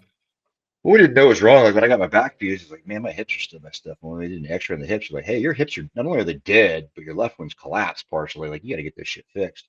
So I was trying to get out of the military a couple of years before I did, but I just made the choice. Like I'm not saying the army did this to me. We did it together. So I'm not going to be an invalid on the outside. We're gonna before I get out, we're gonna fix this together, and then I'll get out of the military. So I chose 6 months past my last hip surgery as my final out date because the Army's policy is you can't get out for 6 months until after a hip replacement or any kind of full joint replacement. And then, that's what happened. So that's why. and look at you now. I see you on X doing fucking leg lifts on a fucking home bar with 2 bum hips. It's crazy to me, man. It's crazy. Yeah. Yeah. It's crazy. Okay, so let's fast forward to Syria, where you finally we'll finally start moving into kind of what led you into firing the guy that you ended up firing. You said there was some mistakes made, and it Mhm. was 4 in total. Yeah, and there was more than that. There was a couple that he'd made before I'd got there, right? But I try to be as objective as possible as a leader. Like, okay, well, he did these things. He obviously uh, changed his ways. He's back on a team. I've heard nothing but good things. He's in shape. So I didn't count those against him. Right? I'm only going to go off what I can see. And yeah, so there was some incidences where he was threatening some people, like hey man, like you can't. This isn't what you're doing. You're not going to go up to this intel guy that you don't like and tell him you're going to like destroy him and intimidate him and shit like that. There was that. There was 2 incidences with that, and there was an incident with a female there where she felt threatened and uncomfortable. Um, and then during that incident, he ended up also threatening our one of our warrants. So that was kind of like that incident in itself. I was like the straw that broke the camel's. I was like, nope, we're done here. Um, you know, you gotta go home early. And he didn't get his deployment award and stuff like that. Got back like, hey, you're off your team. You need to fix yourself, right? So that was kind of the genesis of 2 years later, I found myself in a Jack Murphy article, which by itself, okay. But then a month after that came out, I was in like 13 other tabloids to include the Daily Mail. So that was interesting. And he was already with. Her name is Kate, correct? Yeah, I'm not sure when he met her. He met her like sometime well after Syria. My first interaction with her was so this guy's brother is also good friends with like some of my best friends, very smart, intelligent guy. So we went out to this bar and I was with this guy's brother and my friends, and I'm at this bar and this female who I'd never seen before comes up to me and she's like, "Hey," and I told you earlier, like people kept coming to me telling me like, "Hey, Reggie's convinced that you're fucking over his career, going after him."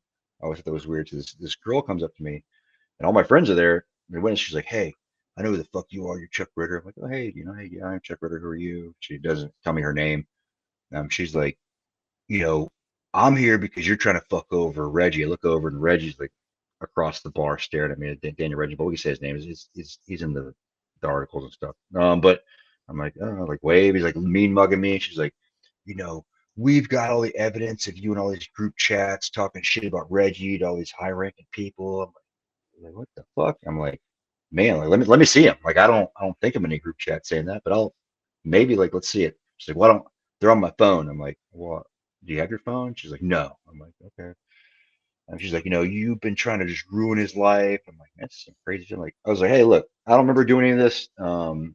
Other people have told me that he's convinced that I'm doing this, but show me this proof. Like I'll entertain it. Like maybe I blacked out or something, and I magically went on all these chat groups."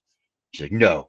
She's like, "We're gonna come after you though." I'm like, "Okay." She's like a 5 minute conversation. And later, like I was checking my Facebook messages, and there was a request from her, like around the same time, like messaging me at some other name, and then yeah, it's like 1, geez, probably 5 months after that, she reaches out to me and she's like, "Hey, I ended up breaking up with Reggie and blah blah blah." She's like, "I just want to ask some questions because he's very abusive." And I was like, "Look, man, he was a great dude. Nothing against him. I don't know what you guys are talking about with me going after him." She was like, "Yeah." He's like, "He had me here. He beat me and all this shit." I'm like, okay. And then next thing I know, there's a phone call. There was an actual phone call where she called me.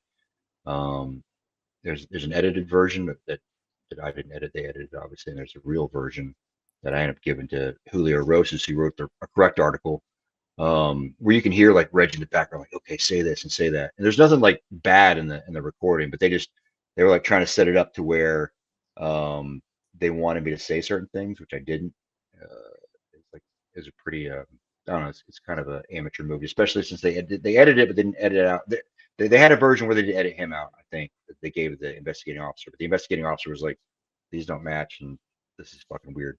And then she ended up admitting to the investigating officer that she made the shit up. But yeah. So that was it. Like, so I don't even know this chick. My only interaction with her was getting yelled at in the bar, and then a brief phone conversation and a couple of texts back and forth. The next thing you know, I'm like in all these articles. So that was pretty interesting.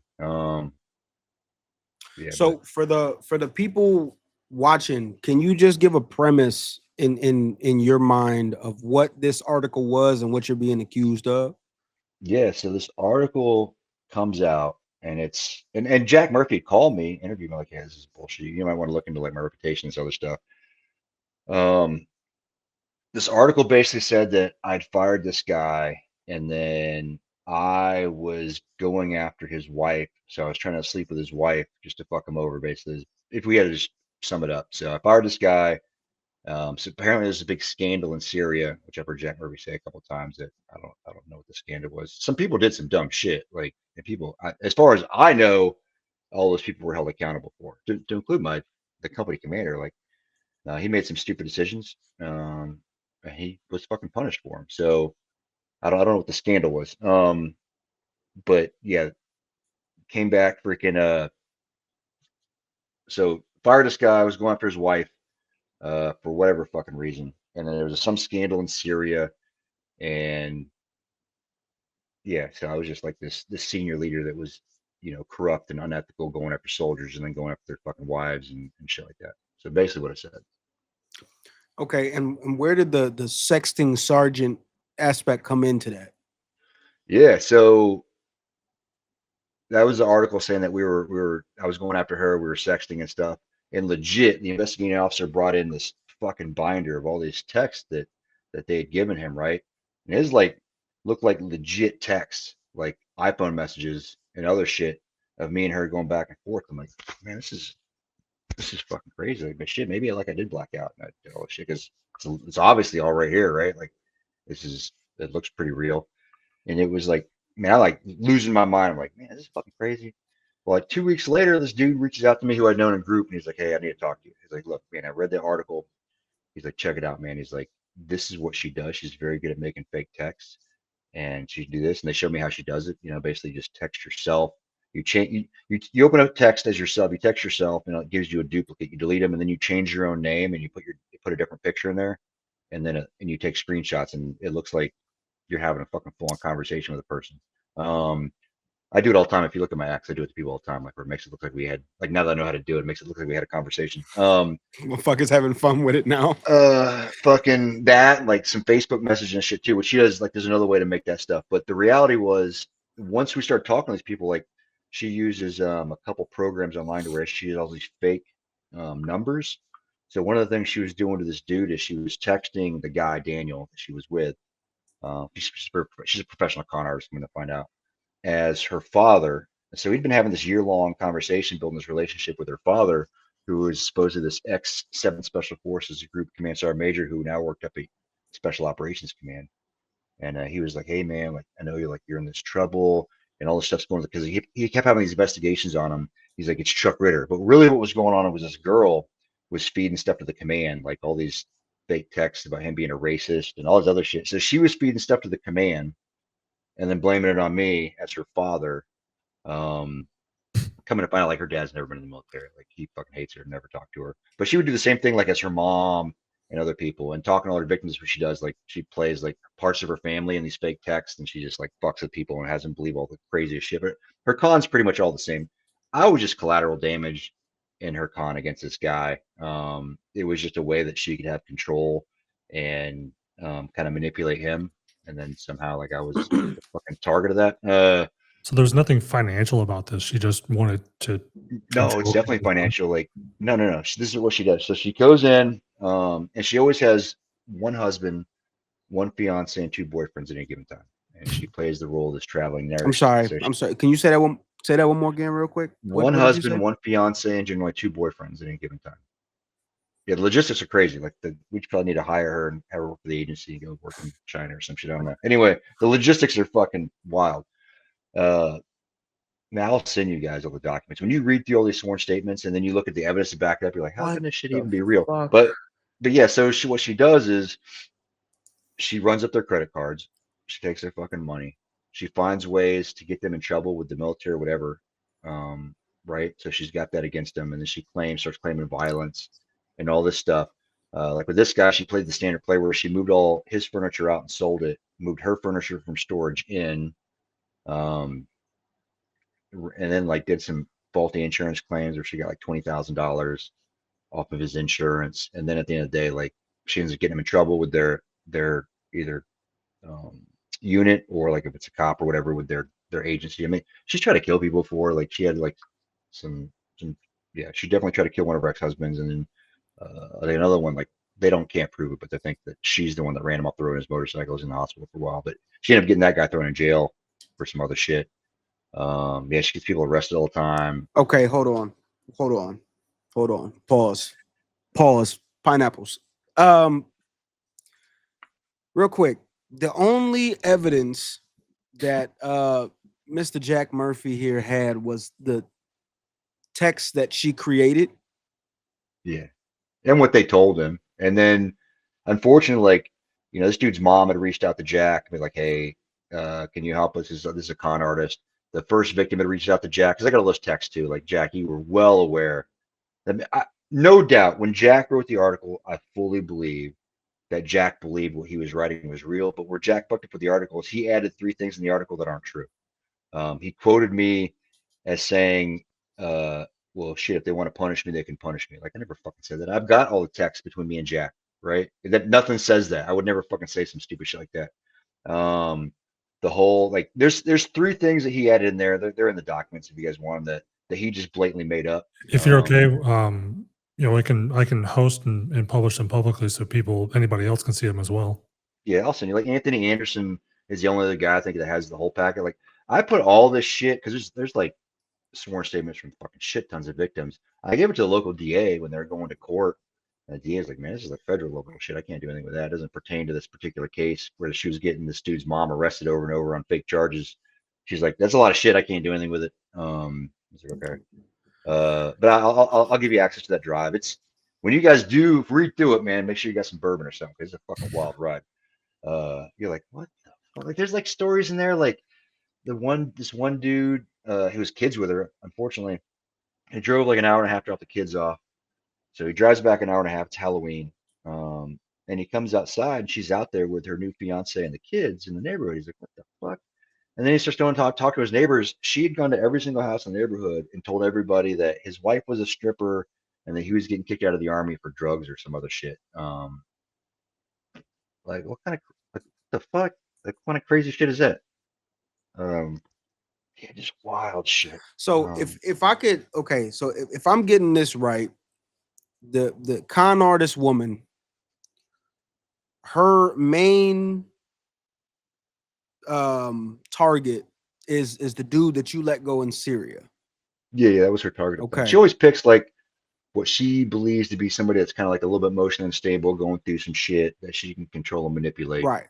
Okay, so he's her target.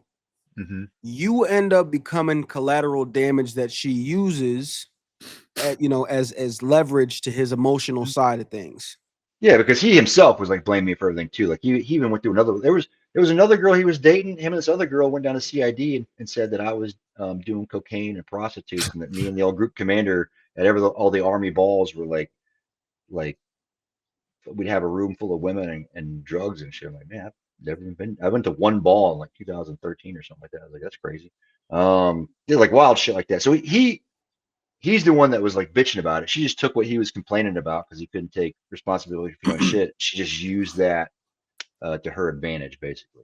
Okay. Right. Like, So then, like he admits that shit. Now he's like, yeah, I was obviously part of the problem too. yeah, we'll definitely get into his part of this, right? Okay. So just still trying to put the pieces together here. So she takes what he's already pissed off about, mhm, and she starts creating text messages mhm, between you and her, mhm. and then between him and her fake father. Well, not fake father, he's a real dude, but his Well, it was not yeah. never in the military. No, he's just a fake. Well, a whole fake persona. And that pile that I have I have the pictures of all those texts where she's playing her father too, and a lot of them where she's playing her mom to other victims too. Like they're interesting to read through. You'll see them all. Okay, so yeah, we'll figure out a way to kind of put the timeline together when we're editing and doing that shit. Okay, so essentially, she herself takes this to Jack Murphy. Yeah. Yeah. Okay, and then Jack Murphy then reaches out to you Hmm. to interview you on what's going on here.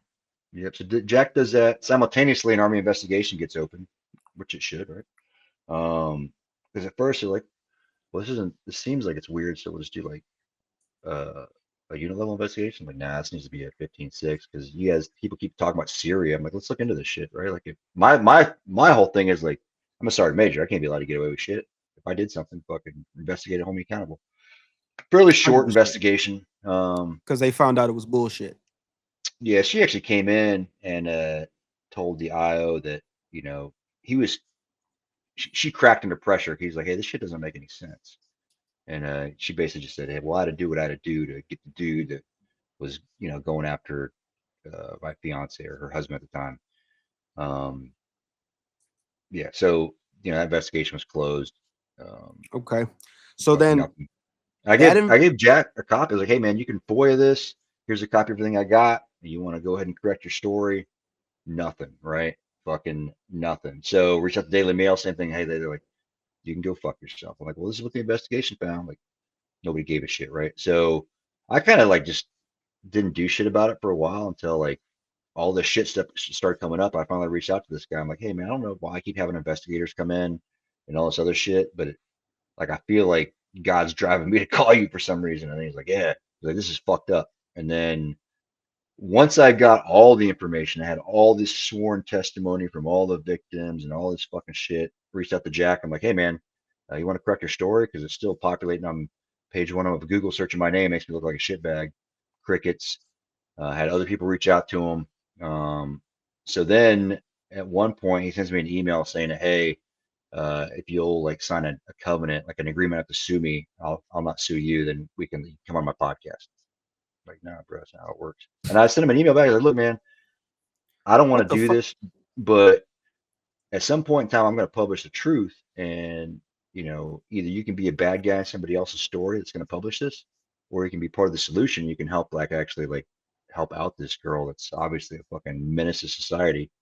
Um, fucking cricket. So that's when Anthony Anderson published all his stuff. That's when Julio Rosas wrote an article about it with the truth. It's like, hey, Julio, you don't know me. I could be completely full of shit, right? Here's everything. Ask your question. And Julio came back to me, asked some hard questions like, hey, this ain't adding up, Chuck. Like, is this real and real? So I gave Julio the audio from this phone call and all this other shit. And he was like, yeah, man. He's like, all this shit fucking adds up. So Julio Rosas published his article. The same thing with Anthony Anderson. I was like, hey, man, here's my entire military record. Here's fucking everything. Don't take my word for it. I could be full of shit. He did his own in-depth investigation, and then he published all his stuff. And that's when Jack threatened us. He overnighted a cease and desist letter. I got it on a Wednesday. Thursday, the head legal counsel for his parent company, Odyssey, contacted me like, hey, obviously the story's bullshit. We're taking it down right now, right? Because they want to avoid litigation. Um, to give it a couple of days. So yeah, so Murphy went through another law firm here in North Carolina, a very powerful law firm, tried to intimidate me. And he was talking about his story. They talked about like how that it wasn't bullshit. And then the other thing in there is he wanted me to stop talking about the Rolling Stones incident, where he was supposed to publish a story with the Rolling Stones. I don't know people are Rolling Stones. What happened was he didn't publish Rolling Stones because they found out that at least 2 of his sources were made up.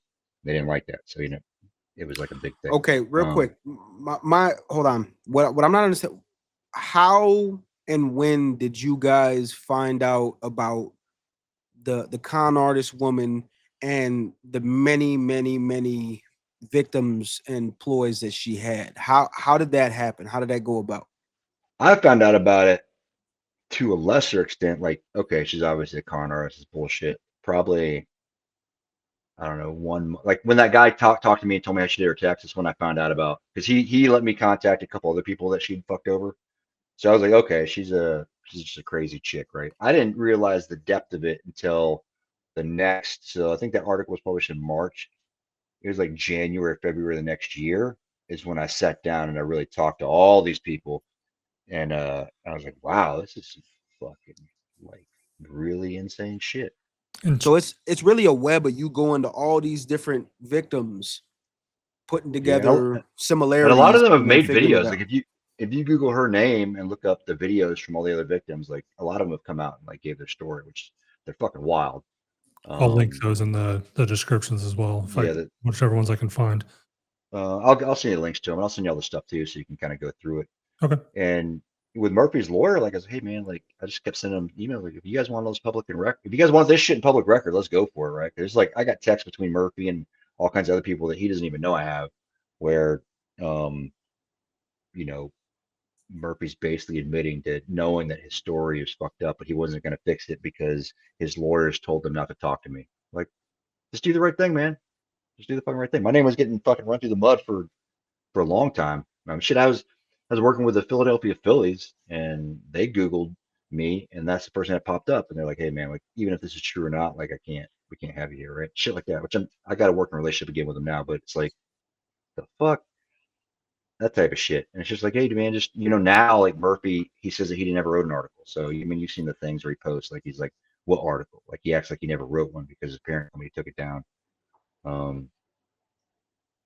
Yeah, so that's that. He threatened to sue me for his own bullshit, and then now he says he never wrote an article. When obviously he wrote a fucking article. Were her victims only military, or did she go after other professions as well? No, there's a couple other. It started in Ranger Regiment down at Fort Benning, and then no, there's some people in the agency, a couple law enforcement, I believe, and even their parents are like fucking victims too, from what I've gathered. How Yeah. old is she? Do you know? I think she's in her 30s. She's got a shit ton of aliases. To have that she's many mad. victims and be in your 30s, that's crazy. No, it's fucking wild. I mean, she's with somebody right now that doesn't believe that she's a con artist. So Because she's good at what she does. I think the craziest part is it's not just the Jack Murphy article, right? Because that's just that's the stepping stone right there. It's the subsequent article after article after article that came out after that, because a month later, right? Yeah. It's like a game of what's that game? The phone Telephone. game.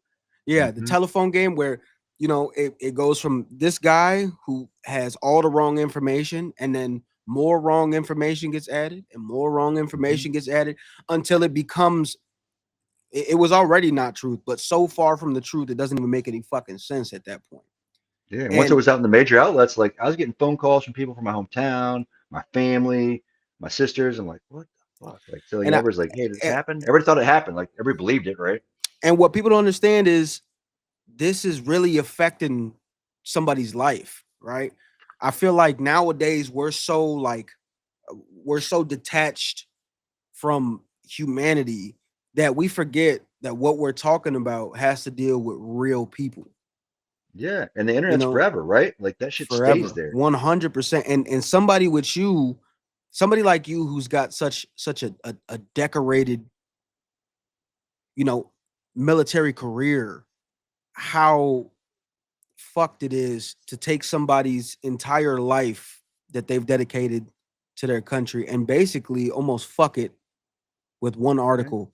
It's crazy to me, especially coming from somebody like the con artist who does it for pleasure. Not, I mean, because in my head, you're not doing this just for money.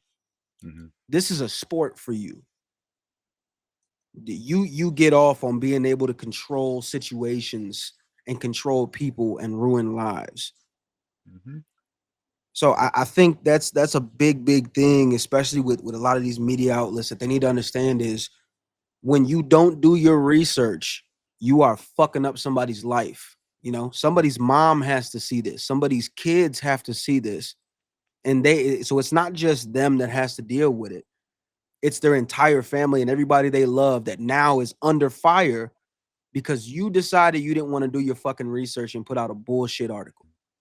Or let's say you do put out a bullshit article, but when the facts come out, it's your responsibility ethically, 1000%. not just to correct the article stuff, but hey man, publish something else that now populates in search feeds that puts out the truth. Pretty And fucking simple. the thing as well with specifically with search, I mean, it's what I do. People are only Googling you when they're mad at you, investigating you, background checks, whatever, those kind of things, or confirming something somebody else said. So, and Google is going to continue to show those results ahead of everything else because they're getting clicks and people are staying on page and reading and trying to figure out who is Chuck or what is this story about. So it's like the term that I like to use as a self-fulfilling circle jerk. Where it just continues to populate. And the only way that you can do it, you can send a request to Google and say, I need this pulled down because it has private information or whatever. Or you have to go through the court and ask the court to force Google to do it. It's not a very easy task unless, there's pornography involved, images that you didn't give permission to people or consent to people to put out there, or doxing and things like that. Those are the only things that they'll do it basically immediately. But Yeah. And even if And if you're in the military, it's hard to fight against it because, like for me, the unit was like, you can't address this online and go after this. People like, no, I'm gonna, because I knew the rules. I sat there with all the Army's rules for what you can and can't do online. I'm like, no, I'm gonna go after this dude. I'm gonna do X, Y, Z. Like, no, you can't do that. No, because it's hard. Like, so you're gonna spend money in the courts, like you said, to go after them, or you just have to sit there and take it, right? and then to top it off, when you don't answer people's questions, then they start spinning up stories of, well, Chuck won't talk about it, so obviously it's true. Yeah, And you can't. Go ahead. Even if you do get it taken down, right? The narrative is already there. Yep. Yeah. You see it a lot. People already believe that. Yeah, you see it a lot with all the like the political shit, right? Even if something's proven to be wrong, none of that fucking matters. The only thing that matters is what you read first. Like you see a lot of these big publications, right? Like CNN and AP, they'll put something out that's completely false. Mm-hmm. Then they have to, then they get reamed and they have to go back and they have to edit it and fix it. But nobody remembers the edit. Nobody remembers the fix. They only remember what they saw in the first place. And half Like of the these Daily Mail story, right? Yeah. The Daily Mail story is just an edit. That's still up there. Yep. Half of these people don't even read the whole fucking thing in the first place. They read a headline. Mm-hmm. Right? So as soon in your case, you see the sexting sergeant, that's all the fuck they seen. That's all they need to know before. And based off of that, now they have everything they need to know about you without knowing a fucking thing at all. Mm-hmm. Yeah. It's the craziest thing to me. And that's kind of why I do what I do with my videos and the research that I put into my videos, because it's like you need to know what the fuck you're talking about before you speak. And it's just it's foreign language to people nowadays. Yep. Mm-hmm. Nobody wants to put in the effort. Everyone sees the 100% the quick make of creating the next TikTok challenge, and that's all they care about. They're like, I'm going to be the next trend by just making up some shit, and if it doesn't work, I didn't put any effort into it. I didn't put any money into it, so it doesn't matter. Yep. Now, at this point in your life, Chuck, after everything's said and done, do you feel like you fully recovered from everything that happened to you? Do you feel, vindicated at all, or is it one of those things where it's like, fuck situation, it is what it is. You fuck it, we ball and move on. No, it's actually a good news story. I wouldn't take it back. I don't regret that it happened. Mainly because let's take Daniel Regenbald, for example, right? The guy that was responsible for putting me in there. As I said, the courthouse with him, he's like took responsibility for all his actions in life. I was like, man, that's fucking awesome. And I had the chain of command coming down on me. They're like, hey man, why are you hanging out with this guy? I was like, I'm not hanging out with him. Like that's you're twisting the truth. I'm investing in this person. For me, like I am a Christian man. I know what the Bible says. I know that the parable of the lost sheep says that if you got 99 people that are saved, and you got that one that's out there flapping, like your job as a person that believes is to go out there and recover that lost sheep because that's what's fucking important, regardless of the consequences. Uh, you know, so yeah, could that bite me in the ass investing in that guy? Sure, but you know what? He's in a much better place. He's out. He's successful. He's got a good woman. He's hanging out with his kids. He's got a great job. He's not having problems with making stupid decisions because of his ego. Like he's doing well, right? That's a good news story. I talked to him this day. Like I was texting with him earlier. Like, they're doing. I talked to a lot of this girl's other victims all the time. Everybody's doing well. I made a lot of friends and I'm relationships out of this whole thing that I wouldn't have otherwise. People reaching out to me and whatnot. So to me, it's just another thing that's like, man, how do you take any shitty situation in life, anything? Because life is never going to stop trying to kick you in the balls, is what it does. So you can either sit there and be woe is me, or you can figure out a way to turn that into a win, not just for you, but for everybody else, right? Like how do you turn a shitty situation to something that actually has positive effects? So um yeah, now I feel like Jack Murphy sits on this pedestal of like he's trying to hold people accountable for ethical stuff. Like, man, I've researched Jack in his career. Like this motherfucker wasn't any kind of good ethical soldier either. He had a problem with drink on deployment. Left as an E6. Everybody's like, yeah, he was competent, but I wouldn't fucking trust him. Like, okay, whatever, man, you got out.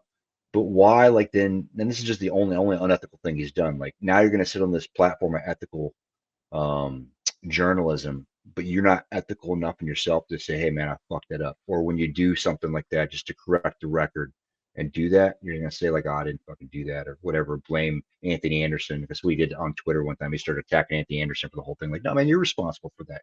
You wrote the article. Own your shit. Yep. Just put out a correction, man. Everybody would respect you. Like, hey, man, I also got conned. I wasn't initially trying to like just be this dickhead happen. Like, okay, cool. But no, now you're gonna double down on like all lawyers and it's just chucking them being assholes. Like, no, man, go fuck yourself. You're an unethical fuck, and you know it. Everybody else knows it. Somehow you still got fans. Um, but yeah, I'm gonna keep fucking jabbing at you until you own your shit. That's fucking life. Own your shit, man. We're all allowed to fuck up. We're all human beings. We're gonna fuck things up. We're gonna make mistakes. We're gonna do stupid shit. Own it. Don't be a little bitch that thinks that, oh, the I'm up here because I went to fucking Columbia. Like nobody gives a fuck about that. People care about what you do every day, and what they see is that you're an immoral fucktard, and that's what makes people like me mad because I don't like that, man. I don't like seeing people that are immoral fucktards. Be a person of your word, do the right thing, have some fucking integrity, and do what's right regardless of the consequences, even if you screwed it up. Like, man, I Yep. made a mistake. Move on. Yep. What's I mean, Go ahead. there's a time to double down, and there's a time to be a man and own your fucking shit, right? Yep. Just You own it, gotta man. you gotta read the fucking room. And people know? people love it. People applaud people all the time. You see it One on every 1000%. platform. 1000%. They were like dug in forever, and then they finally get the information. They come out and they say, I deleted those posts because I now am in possession of the truth, or I've learned the truth, or whatever. And I'm here to apologize and say that I, should have done a little bit more research, or I screwed up, or whatever. But they don't want to do that because that opens the door in the future for the next article that they post. Oh, did you get this one right? Are you sure that everything? Yep. And Yep. it's Yep. done. I think the big word that you said, Chuck, that really resonates with me is fucking integrity, bro. That Mhm. that's what I base my brand off of. That's why my people that you know fuck with me, love me, is because I'm big on integrity. Because in my mind, if you don't have integrity, I can't trust anything you fucking say. Right? You can be wrong. Everybody makes a fucking mistake. You said it yourself. You can make a mistake, but the integrity it fucking takes to know you're wrong and come out and say, "Listen, I fucked up. I had a con artist in my ear feeding me a story that I knew people were gonna fucking eat up. I fucked up. This is the truth behind it. I'd like to move forward." When you double down on something like that, it just shows the bitchness in you. You move to ruin somebody's fucking life that put their heart and soul into something for so fucking long. And to turn around and know you're wrong and double down and say shit like, "What article? Motherfucker, you know goddamn well what article we talking about." Mm-hmm. I'm not a fan of anybody who can fucking sit there and know they're wrong and know they did some fuck shit and turn around and double down on it. To me, you can't be trusted and nothing you say can be trusted. It's a terrible human fucking trait to be able to do something like that. And the Wayback Machine, I can't even talk. The Wayback Machine exists. I mean, actually, Yeah. crazy thing yesterday, I was looking for a specific tweet that Phil Labonte had sent years ago, and I couldn't find it, but I thought it was just because I was searching for the wrong words or the wrong, string of words, because I was getting related tweets that were coming up, but I wasn't getting what I was looking for. So I asked Grok, and Grok gave me an entire summary that said, yes, this tweet existed. Here's several people that have posted screenshots, and he's acknowledged saying it. He just had deleted the tweet. Now that stuff like that exists, between the Wayback Machine, which has existed forever, but it doesn't really log everything from everywhere on every day, but it's a good starting point. It's a good research to look, hey, was that article ever on this website? If it was on a news site, it's going to turn up in the Wayback Machine because that stuff's populated all the time versus somebody who makes, a post and then deletes it, or their personal website or whatever, and then deletes it or changes it. So for people to adamantly lie that they didn't say, post, do whatever something, it's just not going to fly anymore. It'll fly for people who won't look into it, but it won't fly for people who actually want to investigate and learn the truth. And people have used the Wayback Machine for Jack's article and try to come at me online for that, like recently, like, "Oh, what's up with this article?" Like, "Oh, well, I mean, there's a Daily Mail thing that has a thing like there's a reason why you can't find that, online, why you got to use a Wayback Machine." People come at me with that quite a bit too. It's interesting. I can only imagine. I mean, go ahead. No, go ahead. I was just gonna say when Tim took his website down a couple weeks ago to make some changes, first thing I thought was, whatever he changed, it's going to be on the Wayback Machine and somebody's going to find it. I didn't care to go look into it, but I had people from Black Rifle, people that have known me for a long time, like Matt Leviner and stuff like that. They were texting me, asking me if I hacked his site and took it down. I was like, no, I didn't even know it was down. They're like, yeah. And like, he's scrubbing social media stuff. And I was like, I don't know what else has happened recently, but I promise you I had nothing to do with that. And sure enough, when I looked into it, it was just the DNS records had been removed. He had pulled the site down himself to make changes to it. But I was like, dude, it lives forever. It lives forever. You need to make better decisions.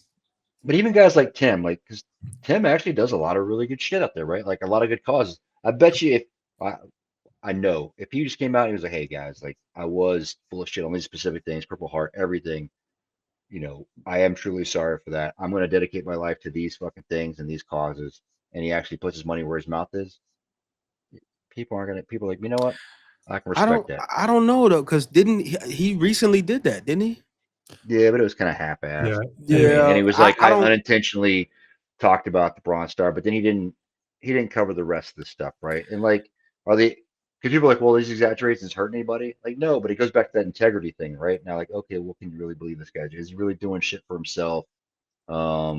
Stuff like that. But it's just an integrity thing, man. Be a man of integrity. Not a man, just be a person of integrity, man. Like, and this is like in the military, man. The only secret to leadership in the military is be a person worth being around, right? Be somebody that does what you say you're going to do, that says something, and you do, you mean what you say, and you do whatever you say you're going to do, and you have integrity. And when you screw up because you're going to, because you're a human being, you own it, right? And you're like, hey, man, yep, I definitely did all that shit, and I fucked it up. I'm sorry. I'm legitimately sorry. I don't even, I don't even deserve to be forgiven. I'll tell you what I'm going to do. I'm going to do Y and Z, and then you actually do those things, and So people are rightfully pissed at you. 100%. So obviously you seen, the half-assed apology that came out, and you seen that nobody was buying into the shit. At least from what I could see from X. Do you think that if he would have done it 100% and wholehearted and followed through, that people would have been able to accept it? I think more people would have. Yeah, I mean, there's always going to be some people who are like, well, fuck that guy. Yeah, How I do I feel ever that. trust him again, I right? feel But I that. think like people I feel that. people like that arc, man. They like to see people like, freaking rise again and shit. People also like the arc where like, somebody's up here and they fall. Um, but people like that, man. They like to see some humility and people just owning their stuff and just being a normal person. Like, just do it, man. Like, um, I don't know why that's such a hard thing where everybody just doubles down on their He bullshit. had I already mean, it's just made so many enemies, um, like with Save Our Allies and stuff. And I'm not saying that what Save Our Allies did wasn't good, but between he and Nick, and then the other people in the organization, Sarah Verardo and Chad Robichaud, and all the stories and things that I heard and the pictures that I saw while they were there, and him taking selfies and stuff like that, and just like, come on, man. Why are you really there? You're there to build your brand. You're not there to act. You don't care. You don't care about helping these people. And he has made more enemies to because he wants the spotlight than he would if he just did the things that he has done without putting his face on it every single time. And I partially understand why. You know, it goes back to like nonprofits in general. If you're not telling your story, if you're not telling people the good that you're doing, you haven't done anything. People don't like to look at that. They're like, why are you telling me this story? Why can't you just do good behind the scenes? Because then I can't fundraise. People are going to donate to me if they don't know what I do. But Yeah. with Tim, he makes it about him, not about the organization, not about the work. And that's the problem. yeah. And then sprinkling some bullshit in there, you're like, okay, what's real, what's not? Yep. I before we got onto this subject, I think you were talking about how the people and the victims, how they were all successful and they were doing well, and they're they become better people. But what I kind of want to know is, how's it fared for you? You know what I mean, as far as your success and your happiness and your growth through the end of this process. Um, you know, what's Chuck's life now? Is it, did it happen for the better? Did you come out of the end of that tunnel better than before? How did that look? Yeah, absolutely. Came out better. I mean, it was like I was questioning my own sanity. Like I was really stressed out there for a while because, man, like, did I really do this stuff? Like, what's going on? And like the command was coming after me for like stuff. Like, it wasn't the command. It was like people that, I have my own internal enemies. I was a podcast host for a podcast that's still going on, but it was like a very successful podcast. And, certain people in the military decided they wanted to come on the podcast that were higher ranking, and they were trying to tell me that they were gonna, like, we're gonna come on and we're gonna do this. Like, no, you're not gonna do that. Like, you are up there, you are pretty high ranking, and you might be the current SMA, but I don't work for you. So you can come on and do our show if you want to. And that caused some issues. But I was a little bit more respectful than that, a little bit. But it's like, no, I know what the chain of command is, and this ain't it. So don't come try to bully me. I don't give a shit. I'm an E9, like, I don't know, trying to make E10, type of shit. So, but that whole thing, they were trying to use this story against me, and like, oh well, this and that, and blah blah. Go fuck yourself. So it was stressful. But at the end of the day, man, like, like, became really good friends with like a lot of people that had reached out to me in very prominent media positions that helped me through a lot of stuff. Uh, and I would not have any of those connections or even like if you look at the board of advisors for Objective Arte, which I'm the director of operations for, I mean, I got people like Matt Eversman from like Black Hawk Down, and friends with Tim Jensen from Grunt Style, and Charles Faint, who owns the Havoc Journal, runs MWF at West Point. Like I wouldn't know any of those guys if it wasn't for this shit, right? Like Grunt Style brought us down to go on their podcast talk about this. So the amount of people I've met and just amazing humans like would never have happened without this.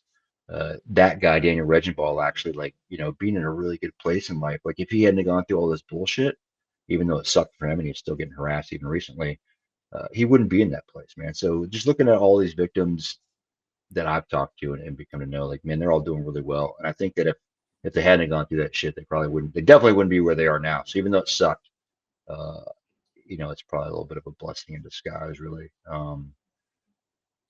But yeah, I You, think that I grew from it. I've learned from it, and just again, man, the life is never gonna stop coming after you. This is like this shit's something like this is gonna happen again. Okay, well, how do I take that and turn it into a win, right? How do you do that? That's the key to life, and not just being this victim mentality. And yeah, I'm gonna screw things up all the time. Like this stuff with this, I could have done way 1000%, better, right? No, 1000%.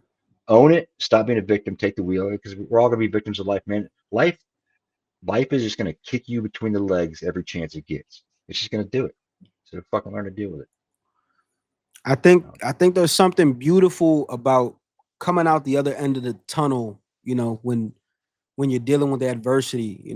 There's that quote that there's beauty in struggle, and obviously the struggle you went through caused you to meet people and excel in life because you had the willpower to fight through it. The same willpower that had you fight through fucking, getting shot to shit.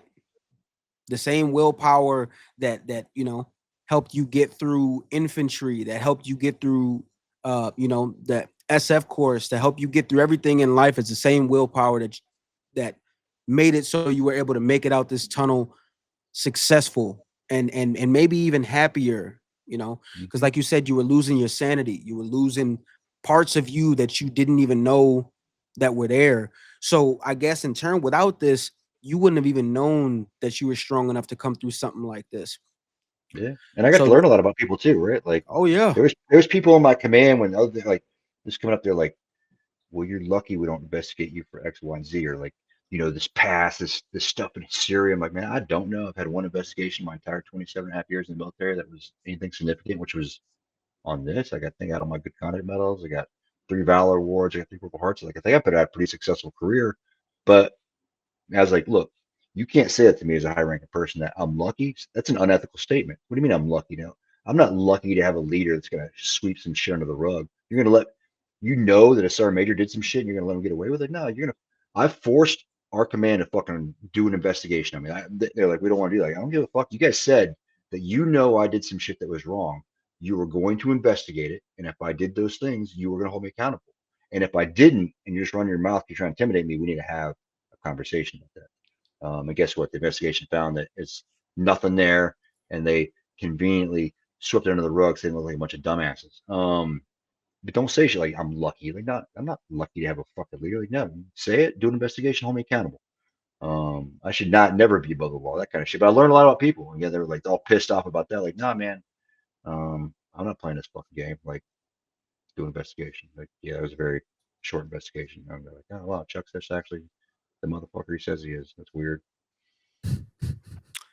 I love that. This is kind of why I love this podcast shit, bro, because you get to meet somebody and find out the kind of person they are, and it's not through words that are said. Sometimes it's how they're said, or the context, or the content in which they're saying it. And like I said, integrity is big with me, and the shit that you're telling me is very integrity heavy, man. And I respect it. I respect it a whole lot, Chuck. That's some real shit right there, and it's something that people can look up to. Because accountability is a big fucking issue right now. Nobody holds themselves accountable for shit. and the second you stop holding yourself accountable, you've completely fucking lost yourself. And through that, I can say, you know, I respect the shit out of you, Chuck. I really do, buddy. That's huge, man. And I'm very glad to be able to have this conversation. Appreciate it. And people need to get over like, and maybe it doesn't go your way. Like one of the things, like, well, if we open this investigation, they find something that could fuck your whole career. I'm like, good. If I did something wrong, I should be held accountable. What the fuck is your problem? Like, maybe sometimes you gotta be willing to sacrifice everything and burn in for what you know is the right thing, regardless of what the consequences are, whether it's going around a corner and fighting to save a dude's life and you might get shot, or doing the right thing in a workplace where you have to own your own fucking mistakes and maybe you get fired for it. Just own it, man. Or you write a book that says you had 50 grenades and all this other bullshit that's not real. Like, just own it, man. Like, yep, I I fucked that up, man. I don't actually have a Valor Award or didn't do this shit. And fucking move on, man, and then go do badass stuff and take your life and go do something that has a positive impact on everything around you, man. Like every day should be like, how am I living my life today to where I'm having some kind of positive impact on Fucking others right. in the world around me.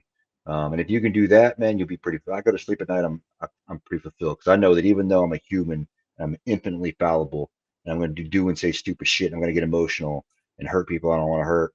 At the end of the day, I know, like, hey, man, I'm going to at least make the attempt to have a positive impact. It's going to be very imperfect, but and then own your shit. When you own your shit, man, like, hey, man, like, except like, you know this true, like, there's something in a relationship where there's a girlfriend or a wife, like, you can know you're fucking wrong, and you're like, man, I'm just gonna dig in right now. There's no way at this dinner table I'm admitting fault, even though I know, like, I've got to be a man of integrity. And then that always leads to you being in trouble because she knows that I you know my know that wife. you're wrong. I know my wife is never going to watch this. She's in the Netherlands right now visiting her family. But yeah, there's so many times. There's so many times where we've had conversations about stuff, and then what's funny is I'll dig in, right? I'll dig in. Sometimes it's because I genuinely forgot, but I'm like, there's no way that could have been what I did or said in the past. Mhm. And then it comes back to me eventually, and then we'll have another conversation, and she'll be like, "You still never admitted to it." And I'm like, "Yeah, I did." And she's like, "No, you never admitted to it." So like, she's like, "Now you're gaslighting me," and I'm like, "No, I promise you, I really admitted it." Yeah. That's, I don't know what it is. There's something in relationships where, like, like, and they know that you're wrong, and you're like, or and vice versa too, because she'll do the same thing, right? Yep. And it's just a matter of trying to prove a point. You're like, all right, a lot of that is emotions in the moment, right? You know, Mhm. at least for me, sometimes when that happens, it's an ego thing. Yep. Where it's like, I don't give a fuck. This is my double down moment. But again, it comes back to the shit that we were talking about, right? Where like you give it like 20 minutes and you can come back and be like, yeah, I kind of fucked that up a little bit. I was wrong. You know what I'm saying? I was wrong. Just I was a little bit wrong. My wife's got a crazy good memory. So Yeah. when she is confident in something and I am actually right, I can see like in her eyes that now she's really questioning her sanity because it does not happen very often that I'm really right. And then Yeah. it'll click for her and she's like, "Oh shit." Maybe I'm wrong for that, but that's my favorite fucking moment ever. Maybe I'm wrong. Yeah. Maybe I'm wrong for that. But once you see the gears start turning in their head, like, oh shit, is he Yep. right? The fucking cynical smile that comes over my face because now I gotta rub it in a little bit. You know what I mean? Yep. Yeah, and that's Yeah. that was kind of how the other podcast name came about, the He's Wrong, She's Right title. And I was just being funny about it, but I cannot tell you how many times that, like, just the name of the podcast has been somebody's opening statement to, well, they're pissed off about something that we said. Oh, of course, this simp who thinks his wife is always right would say something stupid like this. I'm like, God, the joke just really went right over your head. Yeah, it's a D1 rage bait right there. Yeah. It's a D1 fucking rage bait. Drew, you got any other questions? No, other than, you know, I know who we thrown in the trunk. We've had fucking Chuck here for like 2.5 hours and shit, kind of picking this man's brain. Appreciate your Well, time. I'll answer the question that I know you want to ask anyway. Um, and that's like, hey man, like you spent 27 and a half years in the military. We just had this conversation and looking at you, Chuck, like why did you join the military? Like why weren't you like a male model? Because you clearly could have been really successful. And I get asked that all the time. And I don't know, man. I don't have an answer for you. You know, I chose my life, and that's what it This was. motherfucker You wouldn't have been here. able to man. share it if This you were a male model. motherfucker here. No, And the real, the next question I get all the time, man, I just got a normal sized penis. It's like 7.5 inches. It really is not that big. no, the and I real do question normally- is, no, my real question to you is, I grew my butthole, man. It's not. would you, It doesn't look like I butt squeeze a tarantula. I do. man, would you do the diaper challenge? That's my real question. I don't know. It depends on how much money we're talking. If it's just No. free, no, that's fucking some sick shit. Like, ain't. See, Drew, you sick motherfucker. You agreed to that shit, bro. You agreed to that shit. Yep. Now somebody's like, hey man, I'll pay you $10. Not $10. What I do it for $10? Maybe, I don't know. Like you can pay me $10,000 and if I'm the one shitting in the diaper, I'll do that. I ain't cleaning up somebody else's poop. I can't. I So- gag when I'm cleaning up dog poop. Yep. I don't think I could be on either end of that. I don't know if I could physically lift my legs for another. You don't I want him don't- up there. I don't think. It could be good, especially if you don't like the person. Like, and you're also like you've held a fart, so when he opens the diaper, you're like fucking blowing it no, everywhere. you are a nasty motherfucker. You know that, Chuck? You are a nasty motherfucker. And the whole time you're like, "Way!" You're crying. this is the shit. "Way!" This is what happens, man. This is what happens when I get around you motherfuckers, man. Yeah. This is what happens. No, I really want to thank you for coming on, Chuck, and walking us through this crazy ass fucking situation that you call life is. It was definitely a pleasure, and it was definitely something to listen to. So we definitely appreciate you letting us, dig through that fucking insane brain that had a crack down the middle of it. Well, I'm gonna send you guys the link to the Google Drive. When you guys read through that shit, you're like, "What? I this need sounds that. crazy."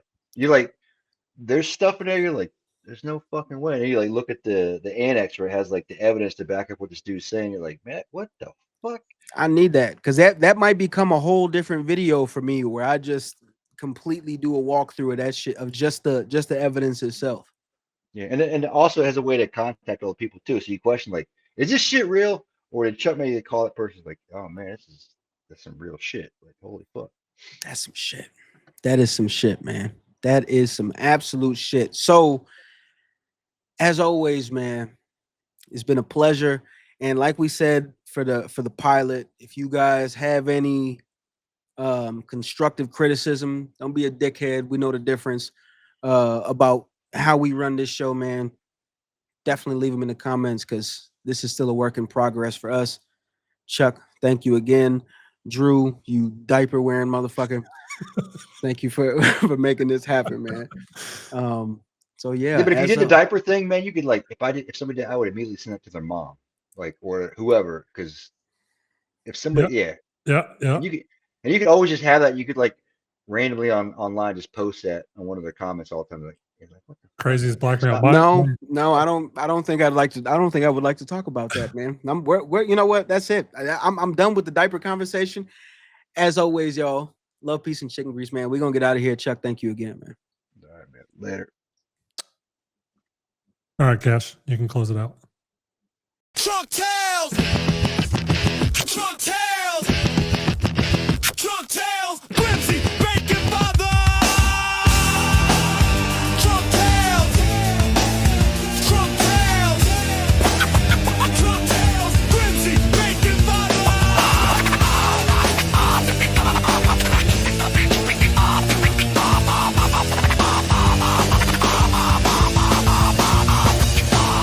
Sit up front, sit and talk. We ain't here to ball and mark. The front seat is where great minds meet, while the big picture comes into focus. Come and ride, take pride. You are listening to Trunk Tales. Talk from Main Street. I'm a matter of all that matters. Educated on the beat of where DC, Wall Street meet.